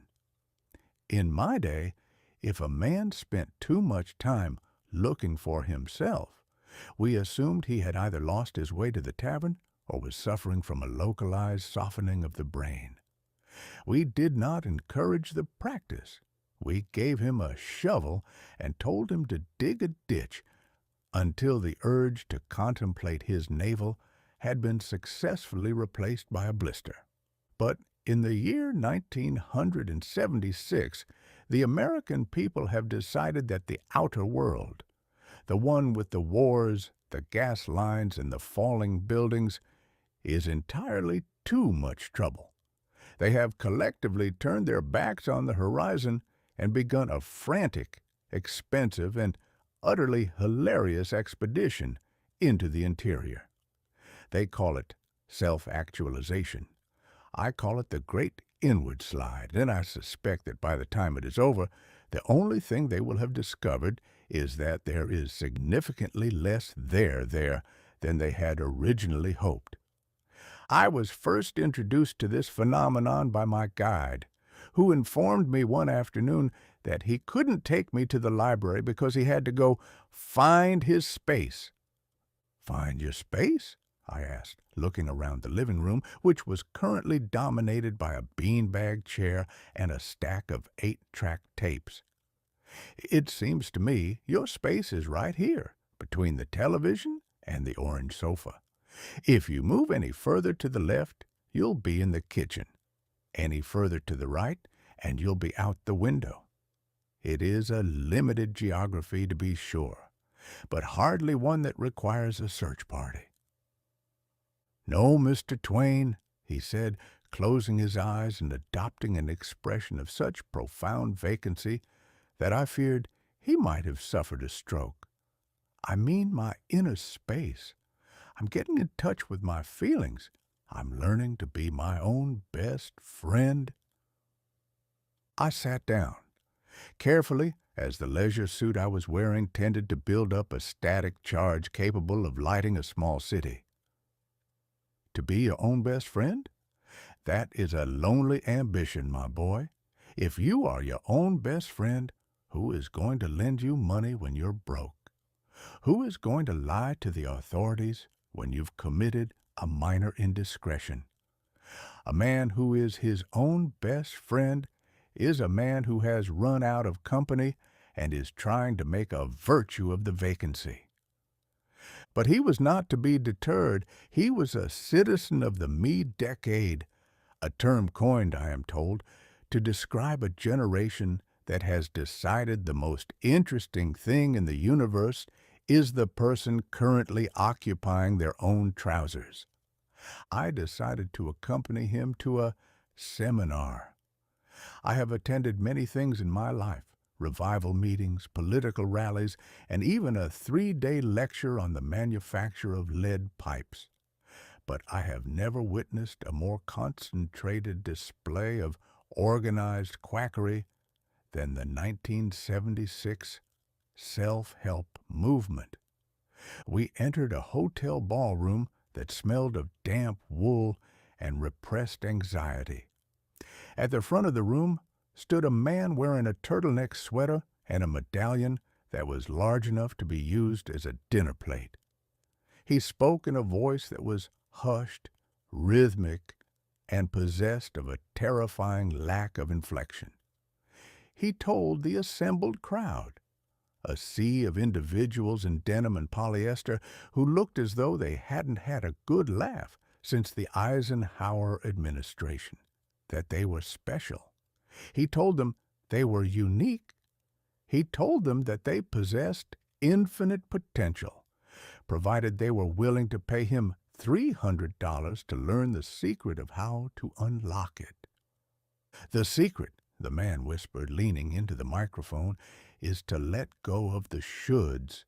You must live for the now. You must honor your truth." I leaned over to my guide. If I had lived my life based on my truth and ignored the shoulds, I would have been imprisoned by the age of 22, and the world would have been deprived of several very fine books. The shoulds are what keep us from biting our neighbors and setting fire to the post office. They are the mortar of civilization. To tell a room full of Americans to ignore the shoulds is like telling a herd of buffalo that the concept of the cliff is merely a social construct. "Shh," the boy hissed. "He's about to start the primal scream." And then it happened. On a signal from the man with the medallion, 200 grown men and women, accountants, housewives, car salesmen, and students, stood up, took a deep breath, and began to shriek at the ceiling. It was not a scream of terror nor a scream of joy. It was a rhythmic, guttural, and utterly mindless howling. It sounded like a kennel of hounds being fed into a wood chipper. I watched with a mixture of awe and revulsion.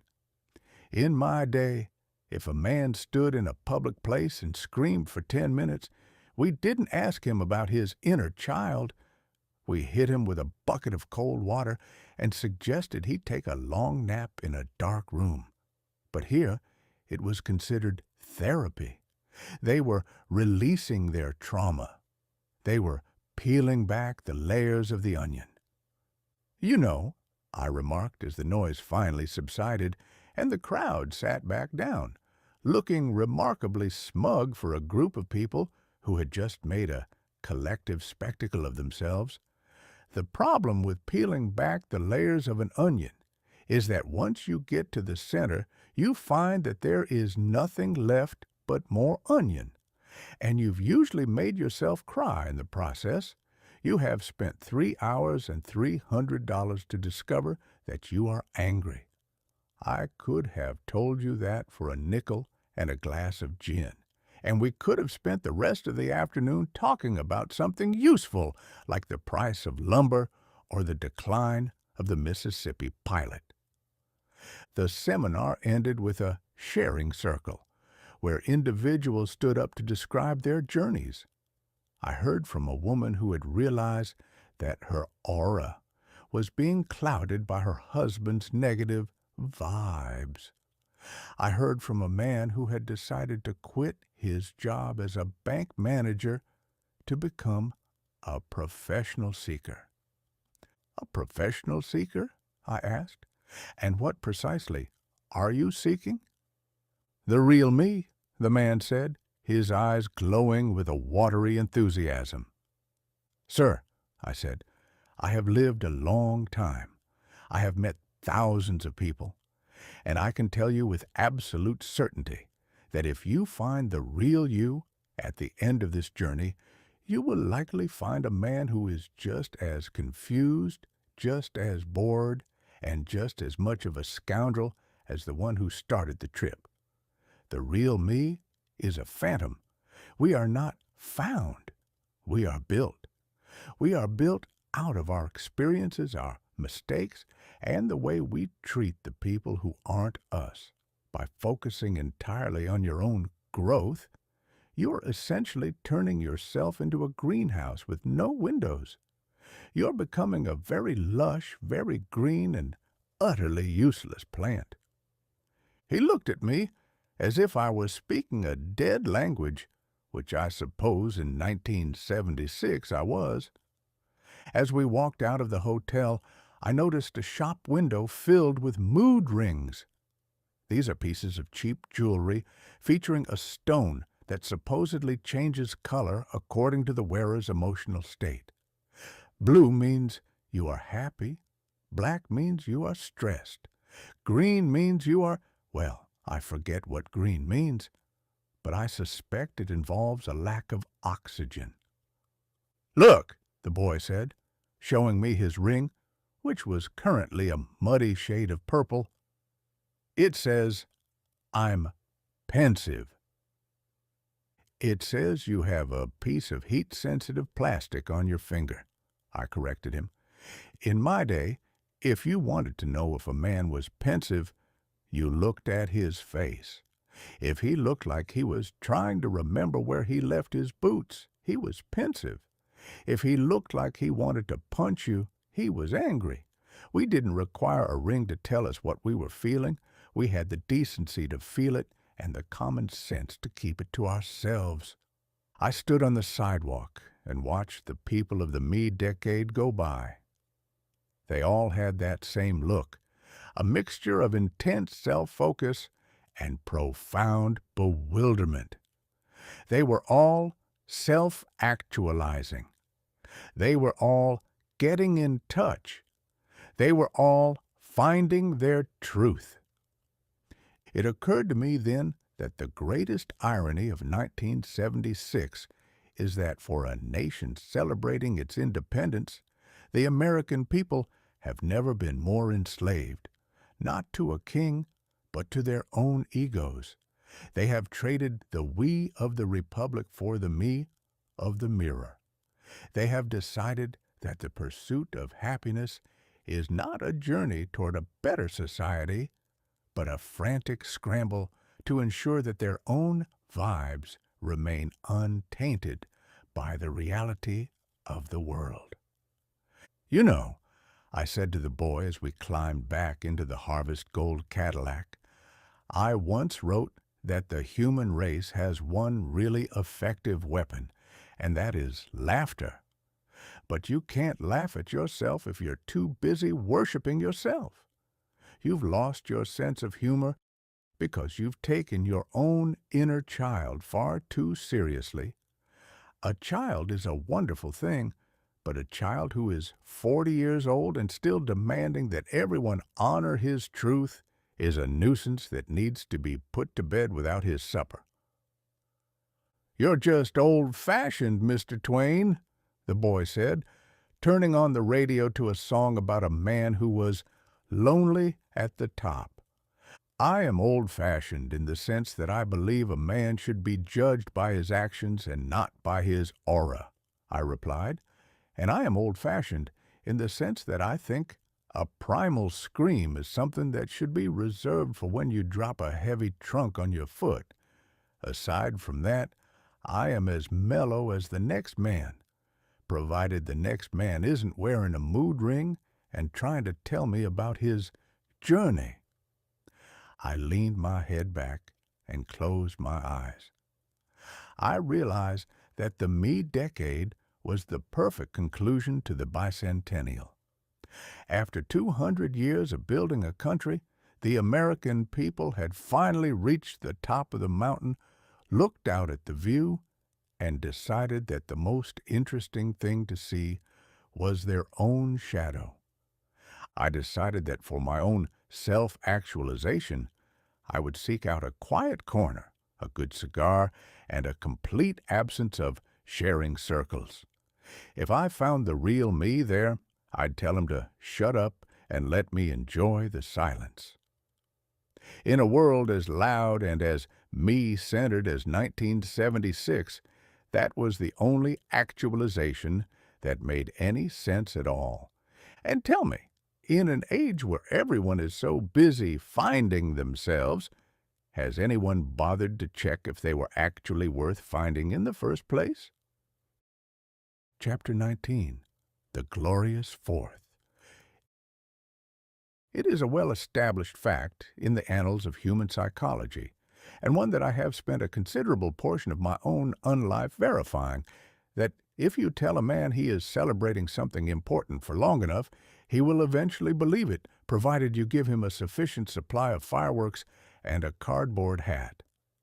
By the time the actual morning of July 4th, 1976 dawned over the smog-choked horizon, the American public had been told they were spirited for so many months that they had reached a state of patriotic exhaustion, usually reserved for the final day of a contested election or a particularly grueling church social.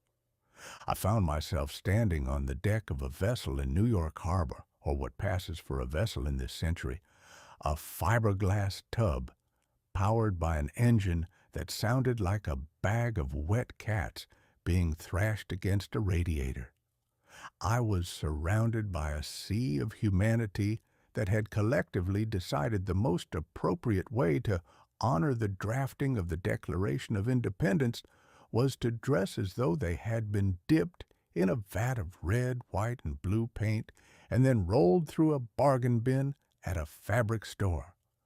"This is it, Mr. TwAIn," my guide shouted over the roar of the outboard motor. He was wearing a vest made of stars and trousers made of stripes, and he possessed an expression of such frantic joy that I feared he might spontaneously combust before the first rocket was even lit. "Operation Sail, the tall ships, it's the biggest birthday party in the history of the world." I looked out across the water, and for a brief, flickering moment, I felt a sharp, unbidden pang of nostalgia. There, cutting through the gray, oily chop of the harbor, were the great sailing ships of the world. They were magnificent, silent ghosts of a more dignified age. The Eagle, the Amerigo Vespucci, the Denmark. They moved with a slow, stately grace that seemed to rebuke the vibrating, stinking little motorboats that swarmed around them like yapping terriers around a pair of prize-winning stallions. "Look at them," I whispered, clutching the rail. "They are made of wood, hemp, and the very breath of the heavens. They represent a time when a man's survival depended on his ability to read the wind and respect the tide, and look at what we have sent out to meet them.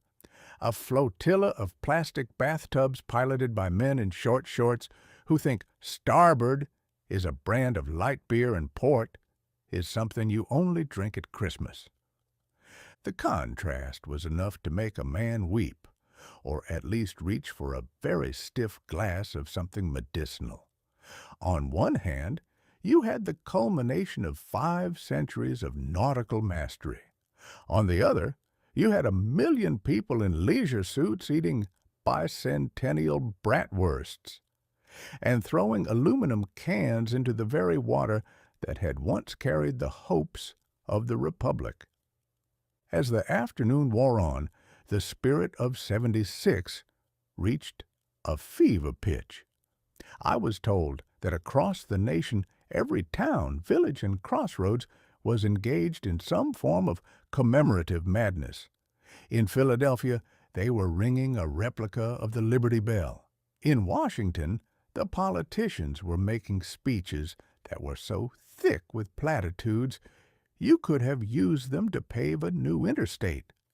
And in every backyard in the suburbs, men were engaged in the ritualistic burning of meat over bags of chemically treated charcoal. "Do you feel it, Mr. TwAIn?"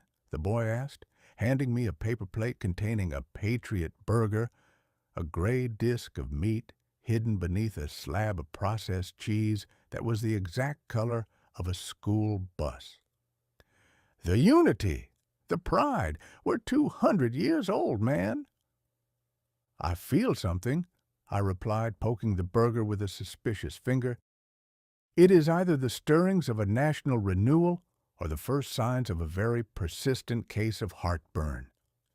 You speak of unity, my boy, but what I see is a nation that has agreed on nothing except the fact that today is a very good day to be loud.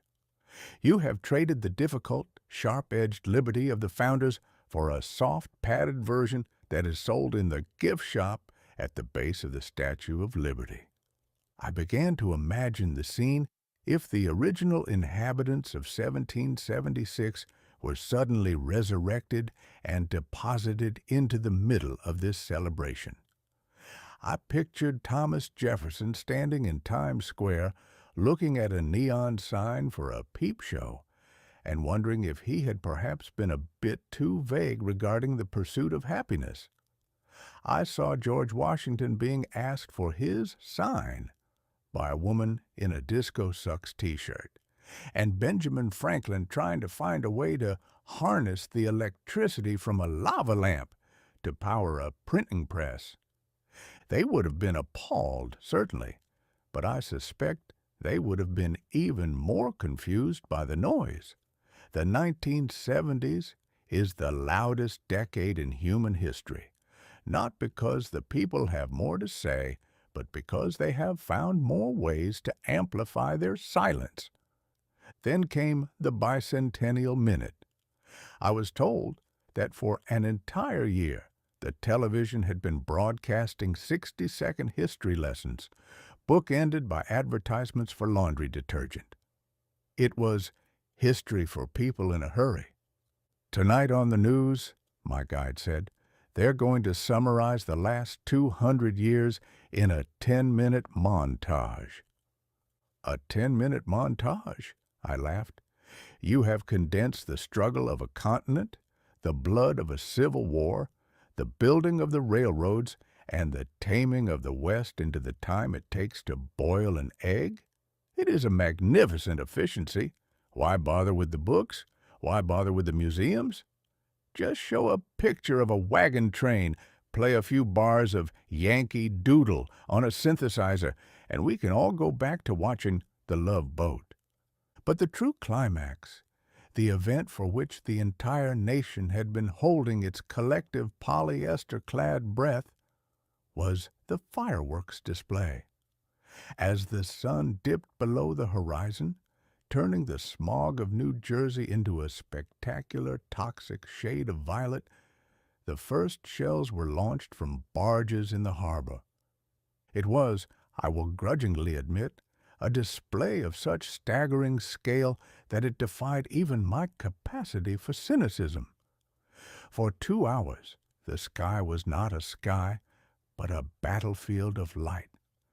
There were chrysanthemums of fire that spanned the entire horizon, There were willows of gold that dripped into the black water. There were salutes that shook the very fillings in my teeth. The noise was constant, a rhythmic thumping boom, boom, boom that echoed off the skyscrapers like the heartbeat of a giant. The crowd went wild. Every time a particularly large shell exploded, a million voices rose in a synchronized "oh" and "ah," a sound of primitive wonder that has remained unchanged since the first caveman saw a lightning bolt hit a dry bush. "Isn't it beautiful?" the boy shouted, his face illuminated by a burst of emerald green. "It is a magnificent waste of money," I roared back. "It is the perfect metaphor for the century. We have spent millions of dollars to blow things up in a vacuum. We have created a beautiful, blinding light that lasts for 3 seconds and leaves nothing behind but a cloud of sulphurous smoke and a few scraps of charred cardboard. It is loud, it is expensive, and it is entirely temporary. It is the pet rock of pyrotechnics." I looked around at the faces of the people on the boats. For that one moment, the anger of the gas lines was gone. The confusion of the mid-decade was forgotten. The stain of the political scandals had been bleached out by the white-hot glare of the magnesium. They were children again, staring at the lights, convinced that as long as the sky was full of fire, the Republic was safe. And that, I suppose, is the genius of the American experiment. We are a nation of spectators. We will forgive any amount of corruption, endure any amount of boredom, and wear any amount of plastic, provided someone puts on a good show once in a while. The Bicentennial wasn't a celebration of history. It was a celebration of the show. As the grand finale erupted, a chaotic, deafening wall of white light that made the harbor look like the surface of the sun, I realized that the spirit of '76 was exactly what it claimed to be, a spirit. It was a ghost. It was something that appeared once every 100 years to remind us of what we used to be, before vanishing back into the darkness to make room for the next commercial for Hamburger Helper. When the smoke finally cleared and the silence returned, a heavy, ringing silence that felt like a physical weight, the little motorboats began to chug back toward the piers. The party was over. The 200th year had been done. "Well," the boy said, his voice quiet as he steered us back into the slip, "we made it. 200 years. What do you think the next 100 will be like, Mr. TwAIn?" I looked at the darkened harbor where the tall ships were already preparing to weigh anchor and return to the past. I looked at the city, glowing with its bankrupt neon. I looked at my own plum-colored sleeves, which were now covered in a fine layer of gray ash. "I think," I said, "that the next 100 years will be exactly like the last 200, only much faster and with significantly more plastic. You will continue to build bigger cars to sit in longer lines. You will invent even more self-help books to tell you why you're unhappy. And you will continue to blow up a king's ransom in gunpowder every July to prove that you are free." I stepped off the boat and onto the solid, grimy earth of New York. "But," I added, a slow smile spreading beneath my mustache, "at least you still know how to throw a party. And in a universe as cold and as indifferent as the one your Viking probe found on Mars, perhaps a 3-second flash of light and a cardboard hat is the best any of us can hope for." I walked away into the night, my bell-bottoms swishing against the pavement. Tomorrow, would be July 5th. The flags would be taken down, the Bicentennial specials would end, and the nation would wake up with a collective headache and a massive pile of trash to clean up. But as I reached the street, I found a small unexploded firecracker lying in the gutter. I picked it up, tucked it into my pocket, and smiled. It was a little bit of the spirit to take back to the grave with me. And if the devil ever asks me what 1976 was like, I'll just light it and tell him to watch the sparks. It'll tell him everything he needs to know. Tell me, as we sail into the next century, do you think we are actually becoming more independent, or are we just finding more expensive ways to be bored together? Chapter 20. A Request for Reinterment. The Fatigue of the Mellow. It is a curious and rather exhausting thing to find oneself as a guest of honor at a party that has not only lasted for 200 years, but has, in its final hours, descended into a state of such profound and colorful lunacy that the host can no longer remember his own name or where he left the front door key. I have spent the better part of this bicentennial year observing the American experiment from the vantage point of a man who has already seen the end of the book and is merely sticking around to see if the sequels are any better. I can now report, with the weary authority of a man who has been mellowed nearly to the point of extinction, that the sequel is a magnificent three-ring circus performed in a hailstorm of glitter and conducted entirely in a language consisting of advertising jingles and CB radio static. I sat in my Harvest Gold parlor on the final evening of my resurrection, nursing a glass of bourbon that had the dubious distinction of being aged in a way that suggested the process involved a great deal of haste and very little wood. My guide, the youth with the star-spangled vest and the optimistic vacuity of a golden retriever, was busy adjusting the rabbit ears on the television set, trying to capture the flickering ghost of a variety show.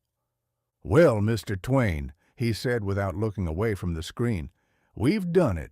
The bicentennial is over. We're officially into the 3rd century of the Republic. Don't you feel energized? Don't you feel like a man who has just witnessed the dawn of a new plastic-coated era?"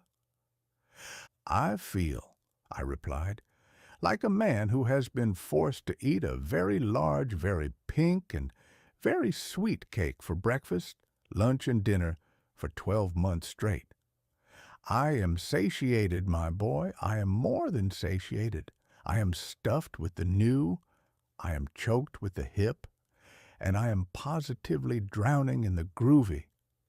I have seen the future, and while it is certainly brighter and much noisier than the past, it possesses the intellectual depth of a sidewalk puddle and the moral sturdiness of a wet paper towel. The great inventory of the absurd." I began to perform a mental inventory of what I had learned during my stay in 1976. It was a list that would have made a sane man weep and a satirist retire out of sheer professional jealousy.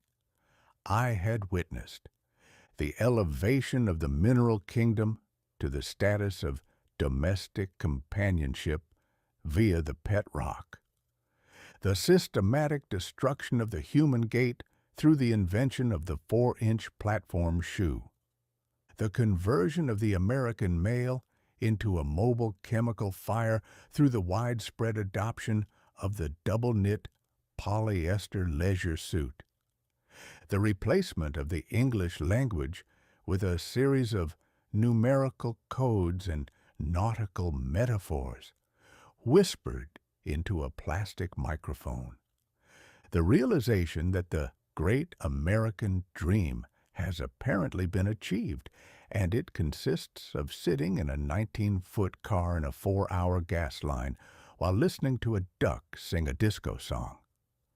You have achieved the impossible, I told the boy, who was now laughing at a commercial featuring a talking box of laundry detergent. You have created a civilization that has everything it ever wanted and has absolutely no idea what to do with it. You are like a man who has spent 20 years building a magnificent cathedral, only to use it as a storage shed for his collection of commemorative spoons.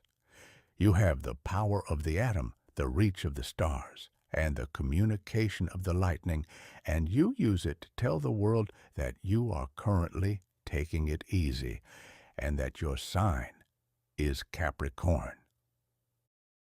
The final request. I stood up, my bell-bottoms swishing with a final defiant flourish against the shag carpeting. I walked to the window and looked out at the street. A lone Cadillac was cruising by, its chrome shimmering under the yellow hum of the streetlights. Somewhere in the distance I could hear the muffled thud, thud, thud of a late-night disco, a heartbeat for a nation that was currently asleep on its feet. "I wish to go back," I announced. The boy stopped fiddling with the television and looked at me, his face clouded with a sudden, genuine confusion. "Back? You mean to the city? To another mall?" "No," I said, leaning my forehead against the cool glass.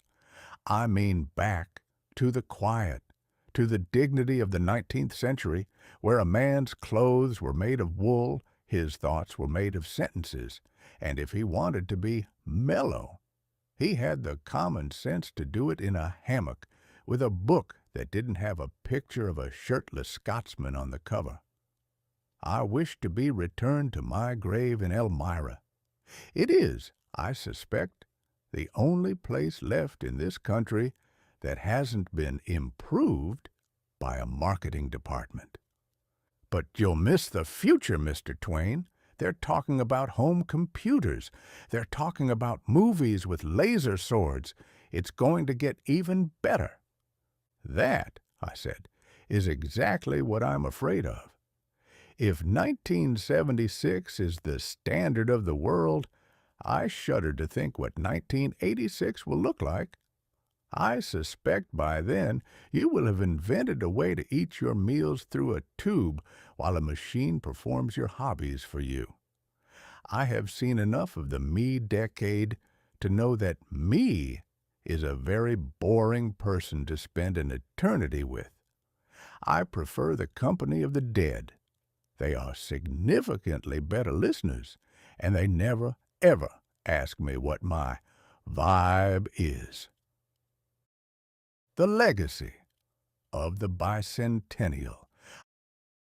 I spent my final hour in the 20th century writing a letter to the future, a letter I knew would never be read, or if read, would be dismissed as the grumblings of a man who didn't understand the joy of a polyester blend. In it, I noted that the tragedy of 1976 was not that the people were bad, but that they were so relentlessly, aggressively pleasant. They had lost the stinging quality of the American character. They had traded the sharp, dangerous edges of the frontier for the rounded, padded corners of the suburban living room. "You are a nation of kings," I wrote, my pen scratching across a piece of paper that was probably made of recycled soda crackers. "But you are kings who are obsessed with the price of hamburger meat and the quality of your television reception. You have forgotten that a republic is not a destination, it is a struggle. And you cannot struggle if you are too busy finding yourself in a hotel ballroom or waiting for a 10-4 from a stranger named Rubber Duck." I folded the paper and placed it inside the cardboard box of the pet rock, which was still sitting on the coffee table, looking at me with its usual granite indifference. "There," I told the rock, "you are the only one who will keep this secret. You are the perfect citizen of the new age. You require nothing, you say nothing, and you will outlast the leisure suit by several billion years. I salute your stability." The great departure. The boy drove me to the cemetery in the harvest gold Cadillac. The ride was smooth, too smooth. It felt as though we were floating on a cloud of velvet and gasoline. As we pulled up to the gates, the sun was beginning to rise, casting a long, pale light over the headstones. For the first time in a year, I felt a sense of profound, exhilarating peace. I stepped out of the car and adjusted my plum-colored jacket. It was damp, it was hot, and it smelled faintly of the orange Julius I had consumed 3 days prior. "Take this," I said, handing the jacket to the boy, "and the trousers, and the shirt with the interlocking trapezoids. Give them to a museum, or better yet, burn them in a large bonfire as a sacrifice to the gods of good taste. I wish to return as I came, in the simple, honest nakedness of a man who has seen through the humbug of the world." The boy took the clothes, his eyes damp. "I'm going to miss you, Mr. TwAIn. You were really far out." "I was far in," I corrected him, patting his shoulder. "I was in a century that understood that the only thing worth celebrating is the truth, even if the truth is as ugly as a New York subway car. You keep your disco, my boy. You keep your rocks and your radios and your peanut-flavored politics. I'm going back to where the air is clear and the only thing that's mellow is the moss on my headstone." I walked toward my plot, the grass cool beneath my feet.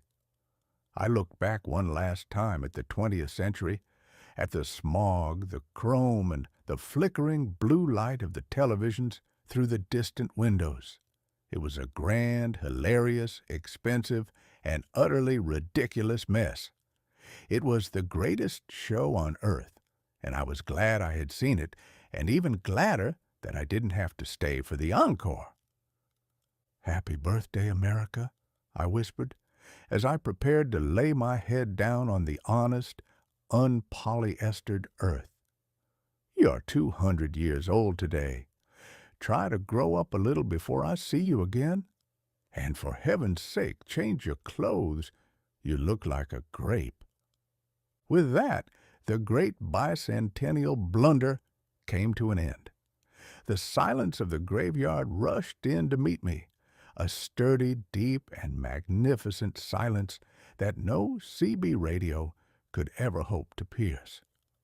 I closed my eyes and dreamed of the Mississippi, not the river of the tour boats and the oil spills, but the river of the heart, where the current is forever strong, and the only thing that's groovy is the sound of the water against the bow of a boat that knows exactly where it's going. It was a good life. It was a better death. And as for 1976, well, you can keep the change.